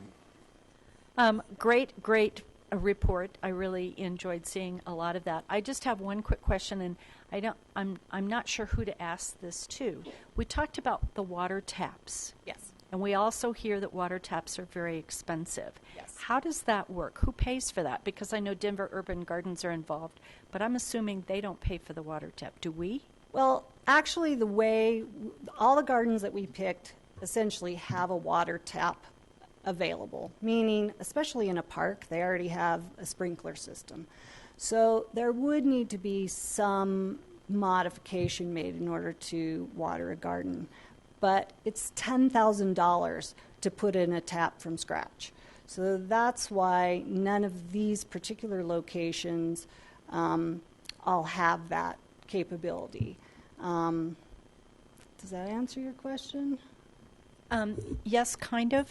I guess what I wanted to know is if you were going to start from scratch, yeah, would the city be buying the tap, or how would that go? I understand if there's already a tap there, you'd probably hopefully get somebody to contribute, but how would that work? Well, the way that the process works is kind of depends how the garden goes together. And so initially, the City of Lakewood likes to work with Denver Urban Gardens, and they take a look at all the different components. So it could be the people that are building the garden have been working on grants. Or in the case of View Trail, it was a combination of a lot of different things. Kaiser Permanente came in and made a contribution. Whole Foods made a contribution. Denver Urban Gardens had some grant money, and the City of Lakewood did it. So each garden will have to kind of look at its own process and figure out what the challenges are, and they'll have to, you know, that'll be part of the fun of putting it together, is to kind of look at that process. Great. Thank you very much. Mm-hmm.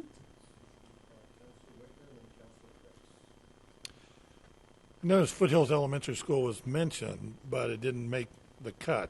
And I guess I'm wondering why. And then I guess more importantly, that neighborhood, the GMCA and Foothills Elementary School, has already started the process to try to get a garden in here. So kind of why weren't they chosen? But I guess more importantly, is this list exclusive? Or are they now? Are we going to say that they're out? Oh, no, not at all. And the reason why they weren't mentioned is because it's already in process. The assignment... That's a good answer. Okay, good. Yeah, the assignment was to look for new additional ones. Yeah. Well, I wanted to add a few things for people in maybe the audience or viewing from home to really make sure people understand the community aspect of the garden. We did have some turnover at Ute Trail because people came from areas where it is very easy to garden and maybe didn't understand Colorado soils and some of the difficulties of gardening here. But that's the beauty of a community garden. We support each other. We teach you about amending and composting and natural pest control, and we share produce. So if you had something fail and I had something succeed, we share the abundance. And so I want to encourage folks who maybe aren't adept gardeners, come out, sign up, get that demand up so we can find new places to tuck these gardens. They are a gem to the community and they're fun to do. And Colorado is an interesting place to garden, but now I've turned into a perennial gardener, and there's nothing better than going out midday, grabbing a ripe blackberry off of the bush that you grew and popping it in. So I do want to encourage folks to sign up. That way we can see really good demand, and we'll be there to support you in your gardening endeavors. All right. Well, nothing else other than, again, great job, and we'll turn it over to staff and see what we can do to start making this happen. So thanks for coming out and hanging in with us tonight. I hope you enjoyed local government. Thank you to the ACIC, too. All right, and last on our list is discussion topics for future council agendas, and I will start with Councilor Gutweins, who unfortunately is not able to be here tonight, and hers had to do with transportation for all ages in Lakewood. And I guess after last week, we had decided that we were going to try to have a kind of comprehensive transportation study, and I think this would probably fit into that realm. So if there's no objections by anybody, we'll just keep that rolling. Okay? Yes. And Ms. Hodson, we kind of talked about that earlier from last week with Lakewood Rides to RTD to Senior Resource Center to Union Boulevard to Dr. Cog, all encompassing and really trying to get a handle on all transportation. Cool? Everything. So you're directing staff to move forward with a study session on all things transportation. Yeah, and it kind of dovetails what the direction was from last week's study session as well. Yeah. And then Mayor Pro Tem Johnson, you had a recommendation? Thank you, Mayor. Yep. Marijuana is here, and when we did the ordinance for it, it included many items, but I am still getting input from folks throughout the city that when you live next to a home, adjacent to a place where marijuana is growing, odor is an issue. And I'd like to see us have a study session, eventually get to tweaking that ordinance so that there needs to be a way to deal with the odor because it diminishes property values for the adjacent properties. And part of that study session could incorporate the way other cities have written their ordinances that have legalized marijuana too. Thank you. Request for any objection to that? All right. Seeing none? Oh, okay. I just sort of feel like we just did that, and we heard about the concerns of the police officers that there wasn't a good way to enforce odor concerns, and so it feels like we would just be repeating ourselves. I disagree. I'd like to see what other cities are doing, Shakti. This isn't just unique to Lakewood. We can at least find out. Well, I think we did that before. So I think it's fair and reasonable to say I'm not too familiar with a comprehensive study session that we had on this, think we may have had some feedback, but I'm not recalling. Councilor Franks? Well, I just had a question. I'm wondering if, because we're trying to do these things in a more broad approach, like we talked about noise, and so we kind of were saying, all different kinds of noise, and I'm wondering if we want to consider maybe expanding it to just offensive odors, because we've talked about if we do expand it. I'm not saying we have to or not, but there's been the maybe group homes with the excessive trash. And then there's been, dog excrement, and then there's now Councilor Johnson. I'm just trying to make sure that we kind of keep things broad enough focused where we can look to see if there's a broader way to address things rather than every individual one. And so I'm just not sure if there's more one that is broader that could take care of the same type of an issue but wrap it in a larger framework. It's an interesting idea. When we did the marijuana ordinance, there was interest by some council members at looking at the odor because other cities have actually addressed it. We did not have the will to go with that. I'd like to see us go and redress that again. Property values that are adjacent to the places that are growing it are having difficulty with their property values diminishing. So I just want to be clear. I want to make sure that if we feel that something was shut down, the avenue is for us to all learn and understand better if there is a problem in this case, which I think we've all smelt it and we all understand. And we also want to know that we can pass a law that's enforceable.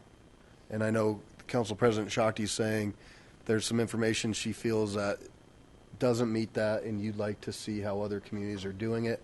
I feel it's worth a conversation. I don't know how we roll in that, but that adds merit as well. I know that we do have a broader discussion on group homes coming down the pike, and maybe that's where we deal with the trash. So it's really up to the group. Councilor Abel, you're on board here. So, just for information, Denver has a odor patrol, and they have some sort of device that apparently registers the amount of odor in the air. So they do it, and in fact they have fined some grow facilities recently because of it. Whether that thing is sensitive enough to smell it coming out of a house or detect it coming out of a house as opposed to a huge warehouse grow facility, I don't know, but it is probably possible to detect it. Councilor Harrison and Councilor Roybal. I guess I was just wondering if we had information, because we changed our ordinance and went down on the number of plants that people can have. Were the comments that you received, Councilor Johnson, were they before that ordinance change or after? Because that might be a piece to this. That's a real interesting point, Councilor Harrison. How are we enforcing how many plants are in a house? The people that are adjacent are telling me that they smell it coming from property. We don't have a way to really know how many plants are in a house, do we? The police, when they receive a request to go in, if there's a reason to go in and odor would be it, then they go in and they check it out. It's complaint driven. Other than that, we don't know how many plants are in a house. Wouldn't odor be complaint driven as well? Right. It's a challenging issue in that it has property rights. It has a state law that governs, that says you have this right. We have been pretty conservative in the fact that we have a low plant count in our community. Some people don't like the odor of what people cook, and I mean all these things are real and legitimate, and it's a challenging conversation. Councilor Roybal. Mayor, I think it would be. I think I'd like to hear more discussion. There might be new technologies that have arisen since we made this decision a year ago. So wouldn't it be nice to have that discussion again to see what's out there? I'm not objecting to that at all. I just would ask council if there's objection to it. And if there is, please state so, and we will duly note. And either we'll move forward or not. Councilor President. If there's new technology, then I have no objection to revisiting the issue. And there may or may not be, but I think it still would be interesting to hear how other communities are handling it as well. Huh? So Ray, okay? All right. All right. Okay. All right. Yes, Mayor, may I suggest that we do a review of what we have on the books right now? And I know at that time we talked a little bit about the issue of odor, and weren't able to come to any decision. But I agree that the technology has been changing because of the burgeoning industry in our state. So we're happy to use what we have right now as kind of that base, and do a little bit of education, and then on top of that, look at other cities and what they do, and if there is new technology in terms of measuring odors and levels that are acceptable and levels that aren't. So does that sound about within the scope of what? Okay.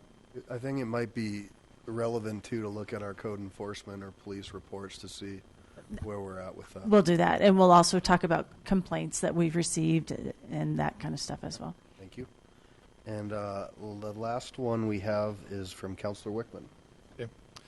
I suggest we make a process reform that would increase transparency and increase citizen involvement. What I would like to do is most of our actions are by resolution. And by definition, a resolution can be basically put on the agenda. It shows up on the agenda Friday evening, and then 3 days later, Monday night, we're voting on it. And the average citizen, of course, is not on the website checking what the resolutions are and stuff like that. So my suggestion is that we treat resolutions like ordinances with a first and second reading. So therefore, the first time it comes out, it's 2 weeks beforehand. It's put on the website. People can read the language, et cetera, first reading. And then 2 weeks later, it can have the vote. So that way we're given 2 weeks instead of 3 days. Okay. Thank you, sir. Councillor Vincent. Could we look at what other cities do also, too? Your information gathering, right? Or are you saying this is what you want? Well, I just want to do it, but, if we need a study session to look into it, fine. I guess my reaction to something like that is if other cities are not doing it as well as we should be doing it, we should just be doing as best as we can. So, but, if we want to look at other cities, that's fine. Would this, not to be redundant, but would this be a resolution on the proposal? No. Okay. No. With this, I mean, we would just essentially change our policy like we did with public comment and allowing public comment. Mr. Cox, can you speak to other communities with resolutions? We did do some research to get a little heads up about this question, and looked into the usual channels of research, of which there's not much. This case law doesn't exist on anything like this. So we look at secondary resources, treatises that talk about all aspects of municipal law, and I can't find any reference to it. It's the kind of thing where you look at discussions about ordinances distinguished from resolutions and when one is appropriate and when the other is appropriate. But I've not yet found a discussion of how you should adopt resolutions.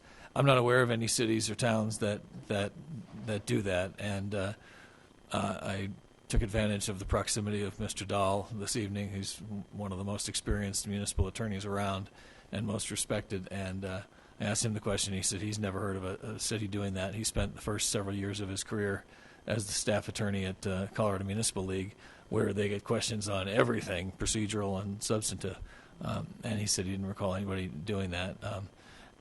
Resolutions are a mixed bag. They can do a lot of things. And one of the things they do is approve contracts, which sometimes are time sensitive. A lot of the things that are adopted by resolution need to be moved through the process, and they get to the council after an extensive process to get them ready for that. So there's the concern about some things lingering too long. A resolution can always be continued if there's a need for additional information. just as resolutions that are on the consent agenda can always be pulled off consent, resolutions that need further discussion can always be continued by a vote of the council to a future meeting. But I'd be wary of making it a policy. It's not on the agenda, so people have only got 3 days to even come in and ask for a continuance. And as far as whether the rest of the world does it or not, you know, we're leaders. We're the progressive. It's like, this is a good thing to do. We should just do it because it's the right thing. Well, I think that's a questionable proposition, Councilor, because some people think it's not the right thing to do if it slows down the conduct of some aspects of city business. You folks have a lot of things to approve on any given night or to deal with, and if you have to deal with each one of those twice, that's that much more time, that much more work. So I think it's a debate. You're finding the balance between preparation and timeliness, efficiency, and the fact that no other cities or towns do it suggests that this is a time-tested method and it seems to work. But certainly we'll consider it if the council wants to. So I appreciate what you had to say about the fact of the matter is anything that is on as a resolution can be postponed or held if there is an issue, or in many cases these things have been pulled for further discussion, and that can be changed if something needs to happen. You know, a lot of times we're appointing people or we're doing different things, and I think what folks appreciate about local government is its efficiency and that it works. And so I won't support this effort. I've supported a lot of Councilor Wickman's other efforts to do different things, but I think we have the ability, if need be, on certain issues to move this forward or to delay something if we need to. Councilor Abel, Coop, then Franks. I understand your point about resolutions appointing folks, but I'm interested in widening our outreach. I would like to have more notice about what's coming forward in resolutions than getting it at Friday afternoon at 5 o'clock and scrambling to try to find some information when everybody's gone home for the weekend. Not to say that I'm totally in favor of the idea, but I think it is certainly worthy of talking about, and if it increases our community involvement or makes it easier for citizens to come to us and give us their opinion, I'm all for it. Councilor Coop? I have a question. Council gets periodically from the city clerk's office draft upcoming council meeting agenda items. Comes out of the city clerk's office, which has do we get it on a regular basis? Okay, and it's got a month or two, depending on the amount of information. Is that are citizens eligible to receive that email? They don't receive that email, but those drafts, the information that's on those drafts is out on the website. Okay, can I ask, is this something that people can sign up for on the Stay Informed page? Is it possible for them to sign up for that? Okay, can we think about possibly making that available for citizens to sign up for? Yes, we absolutely can. I thank you. So to follow up on that, one of the things I do notice, though, and if we do that, we need to be crystal clear, that thing changes a lot. Things come off of it, things come on, and so it's fluid, and so you got to be careful with an expectation that you might set on different things. Where was I at? Councilor Franks? Yeah, I wanted to echo that same concern. I think that when you have something that is changing frequently, then you may unnecessarily get folks, changing plans. That said, I do find it a personal hardship when it is posted on Friday, and I've got weekend plans and a full-time job. And so oftentimes I find that it does leave me unprepared myself. So I'm not looking to, I do think there is a balance. I don't think everything has to go into the weeds, but as we know that transparency and being, as much as we can do it, that does not unduly slow down the wheels, will give folks greater confidence in what we're doing. Again, as many of you know, I came to the council for some unique reasons, and many of those folks in my community just still have a level of mistrust. And the more we can broaden that, open that up, I've been up here, I see all these great people doing great work, but every time when something's going through too quickly, it just gives that same community that same pause. And so where we can, and I'm not sure all resolutions are created equal. Some of them are, it's almost like you have to grade them in some kind of a way. So I definitely want to keep things moving, but I also want to find the ones where I do think that they're more likely to have interest, and then see if we can't maybe parse those out ahead of time, so then we do have that. So I think there might be a way to strike a nice balance here. Councillor Wickman and Councillor Harrison. I wanted to respond to the comment about we've got the agenda for weeks in advance. My comment here is for the citizenry, and we can sit there, we can be on top of it. It's our job. But the citizenry, all they know is what they see on the website. And as far as just an agenda item, like tonight, we had the Rooney Valley Master Plan. On our agenda for the last month, I've seen the Rooney Valley Master Plan. Well, that tells me nothing. It's just a title. And until you actually see the actual resolution and the background behind it, which we didn't get until Friday, it's irrelevant until Friday when stuff comes out. So, like I say, just a title on an agenda is kind of meaningless. Councillor Harrison, then Abel, then Shakti. I think that part of our job is to read the packet and be prepared on Monday, and it's hard. Believe me, we all have lives, and I understand that part. I think also we have a tool that we all know about that we can pull an item and ask for further study. Here it is, 9:45, and we've got more and more meetings that are running this way. I am really concerned if we ask for second readings on everything, we'll have midnight meetings more frequently. And I'm not saying that's bad, but I'm just saying let's give thought to this. We've got the tools to withdraw something and look at it more seriously and have additional information. I'm not sure everything needs to have a first and a second reading. So, Councillor Abel, Shakti, Vincent? I'm a little bit confused. How much more time does it take us if something's printed on the agenda 2 weeks, 2 consecutive meetings? I mean, it's a paragraph on a piece of paper. We don't discuss most of these things. It's like an ordinance. It would be like an ordinance on first reading. It would be there. It would be notification, but it doesn't really cause us any long to stay here past 10 o'clock or midnight. But I like the idea that we vet things very carefully. That has more priority than my bedtime. And I don't believe that all resolutions are on Margie's list of things ahead. Some of them pop up too quickly to be on there. But do you list all of our expected resolutions, Margie? When I know about them, yes. So there would be things that would pop up on there that you didn't see coming, I guess. Correct.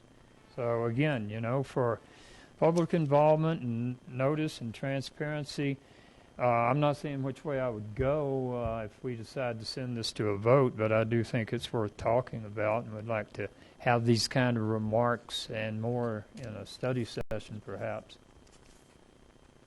Can I point one thing out to help this conversation potentially, and that is when there's an issue or a resolution that's coming in front of you, just like this evening,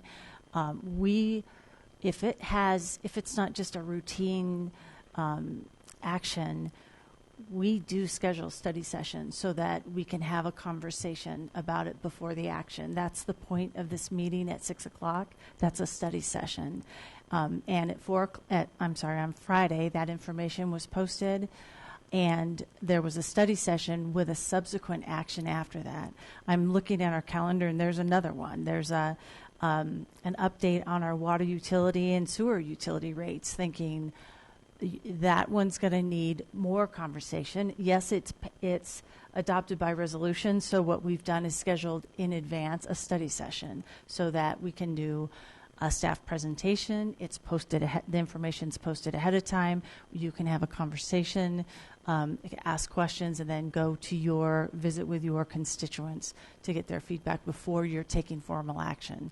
So to the extent that we can predict those, we do that. We schedule a study session to have a more in-depth conversation. Again, if it's a resolution that staff doesn't think is going to have any real concern, if we read that wrong, then you always have that option to pull it or to continue it or just to vote against it. So we do try to, and sometimes these do just come on the schedule last minute, and it does have some time sensitivity, and we try not to do that, but sometimes that's just how it goes. Thank you, Ms. Hodson, and I would certainly echo that. I think you've really heard loud and clear from this council that they want more information and want more time, and I think that's a better way to go because it creates some flexibility in, you are going to have things that come up last minute, or you're going to have times when you don't have a span of meetings, so you're going to have to get something done, when you're coming upon the holidays or we have, different scheduling conflicts. So I appreciate you trying to do that, and maybe that's something we can continue to be vigilant about if we see something coming up, to have more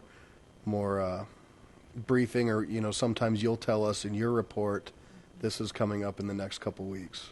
And frankly, I need to be better at that. And the other practice that we've really started to undertake this past year is like on really big volumes of information. For example, the citizen survey, we sent that to you a couple of months ago and put it online a couple of months ago, knowing you're not going to be able to read that overnight or on a Friday, and that's going to ruin your weekend because that's a lot of data. We did the same thing with the budget, and we won't be having the presentation on the citizen survey.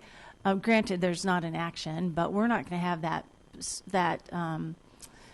presentation until, I think, December 5th, so that the public's had ample time to review that and have those kind of conversations, if indeed there is direction to staff as a result of the findings in that survey.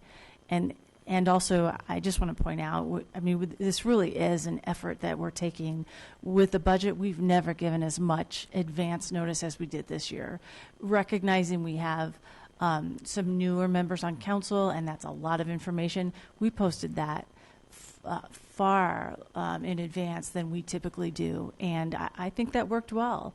It gave you plenty of time, I hope, to ask a lot of questions and have those public conversations. I want to say we were 6 weeks or 8 weeks in advance of first and second hearing. So just for the record, thank you. Thank you. Councilor Vincent. Councilor Wickman. Two things. Number one, we'll have a provision here for emergencies. If something has to be done, just like ordinances right now, we have the first and second reading. Well, if there's an emergency, we can act upon it immediately, and we can do the same thing. It's treating it the same thing as ordinances. No harm, no foul. You just put out the information 2 weeks in advance. And the second thing I want to emphasize here, we keep talking about the convenience to us. My point is, this is the information to the citizens. So it doesn't matter whether we've had plenty of time. Does the citizens have plenty of time? And again, as far as budgets and stuff like that, it's fine that on some occasions we do a good job. My point is we need to do a good job every time. Mayor Pro Tem Johnson. Thank you, Mayor. Well, I really appreciate everybody's input. Actually, sitting here, it's occurred to me that what we're saying now, we should be saying in a study session regarding Councilman Wickman's proposal. I'd like to throw out, it looks like we're stacking up our agenda and our calendar pretty full. Maybe we should for a while look at having a couple study sessions from 5 to 6:30 that have some of these items like this so that we don't take up a whole study session. We could do it before a meeting. Kind of get some more things done and do it that way. Council President Shakti. So I agree with what Councilor Franks was saying, that there's, and also what Kathy Hudson was saying, that there are some things that we should be given more time on, and there are some things that it doesn't make sense to give it more time on. And I think often, even when it's not an emergency, it matters how long it takes to do things. And so what I think of is, when people apply to ACIC, they have to wait until there are enough applications to justify holding a screening committee meeting. And then after they hold a screening committee meeting, they have to be approved by council. So if we change this, that would mean they have to wait another week, 2 weeks, 2 weeks. And there's not really a reason for that. So I think I appreciate what the city does at this point, where they try to give us extra time for things that might take extra time. But the reason the resolutions are there is because there are things of a routine nature that we should be able to do efficiently. So I don't think we need a study session on this issue. And to that point, I mean, we are prescribed in the charter as to what an ordinance does and what that entails: borrowing money, changing a law, or dealing with property rights. So it's pretty strict as to what we do in that vein. And you know, years ago we used to do a lot of stuff by emergency ordinance, and we really got away from that because that wasn't fair. And I don't want to get back into the world of doing emergencies and seeing who's going to declare. I mean, does that come to staff, and then you have to have a statement of why? And that, to me, that looks worse to the community when all of a sudden you're rolling out emergency resolutions, and we've worked really hard. I can't even remember the last time we did an emergency ordinance. So exactly, I mean, it's maybe one a year, if that. And if you roll out an emergency resolution, it's a supermajority to pass it. So again, I appreciate the effort. I think every council member has it within their purview to pull an item and ask for it to be delayed, and I think that's the way we should continue to move forward. Councillor Wickman? Well, again, as far as pulling an item, I keep coming back to, if the citizens don't have any advance notice, how can they be coming in on, like, for example, on today's council study session, we want people to come in and give some good testimony on the study session. Well, they only got it on Friday. And so am I surprised that no citizens came in and made some comments about tonight's study session? You know, the citizens don't react within 3 days. And I keep saying this whole point is, this is for the citizens. This is not for us. But anyway, as far as the routine appointments, we can take that off just automatically and say, you know, with the exceptions of the appointments, we can do those immediately. But as far as the rest of them are concerned, there's no reason why we're in a two-week emergency. It's like, if it's coming up and you don't see it more than 2 weeks in advance, you know, why is it an emergency? I haven't seen anything yet that somehow required some sort of, you know, dramatic action immediately. Everything I've seen so far, like for instance, when we had the housing study a while back, there was no reason we could have waited 2 weeks. But anyway, the point is not us waiting; it's putting it on the agenda so the citizens can hear. I keep saying the citizens need more than 3 days' notice. And case in point to that example, tonight we decided that we'd have another public comment period, or two more public comment periods, based on the conversation. So I think that works well. We're having at least two more public comment hearings on the Rooney Valley Master Plan. So I think that proves the point that we have that ability to do that. So with that, I would like to bring this to a head. The proposal to move forward would be to have a second reading, first and second reading. And so I guess at this point, I'm going to have to take a vote because I think I have people all over the place. So I'd imagine, Councilor Wickman, if you want to,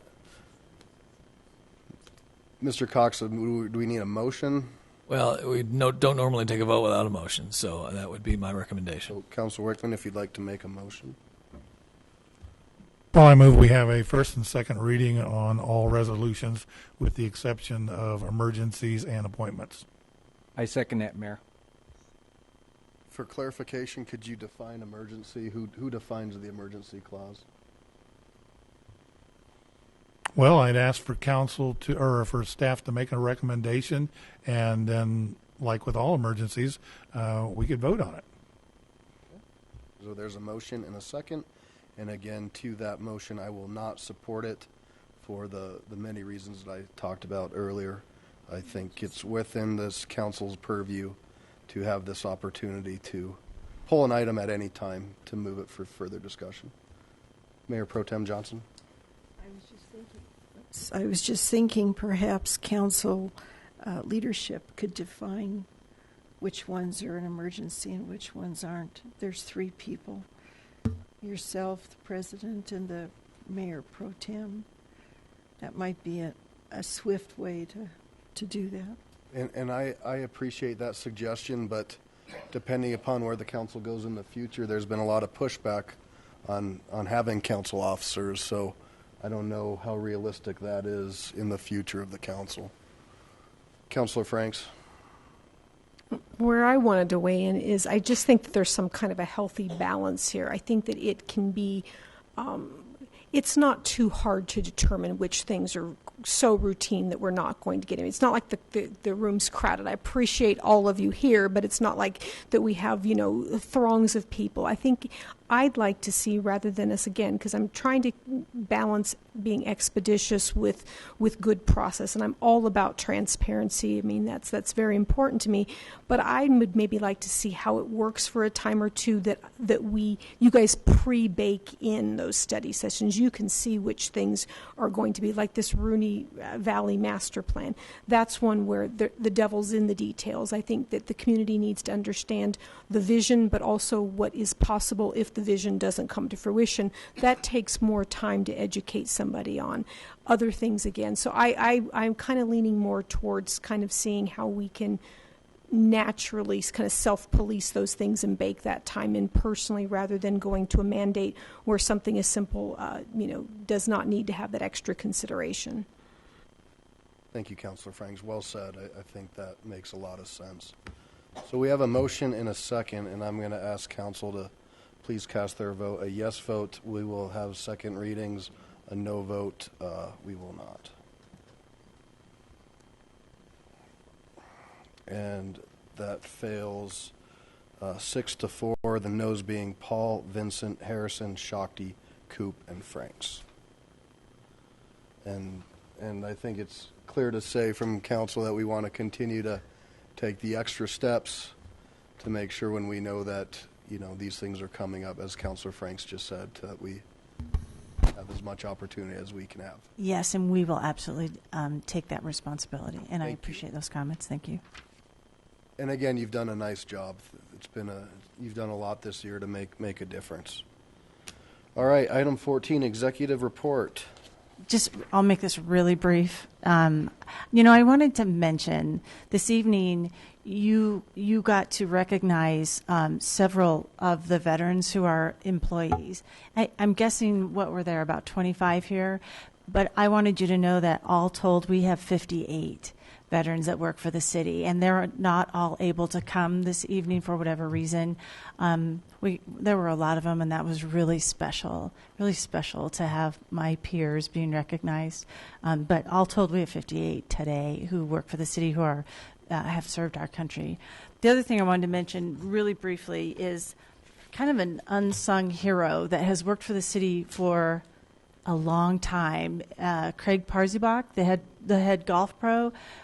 He is the founding golf pro of Fox Hollow. So he's worked for Fox Hollow since it opened, and he was recently recognized. And I believe this is the first time. He won the Colorado PGA's Warren Smith Award, and he was honored at a dinner.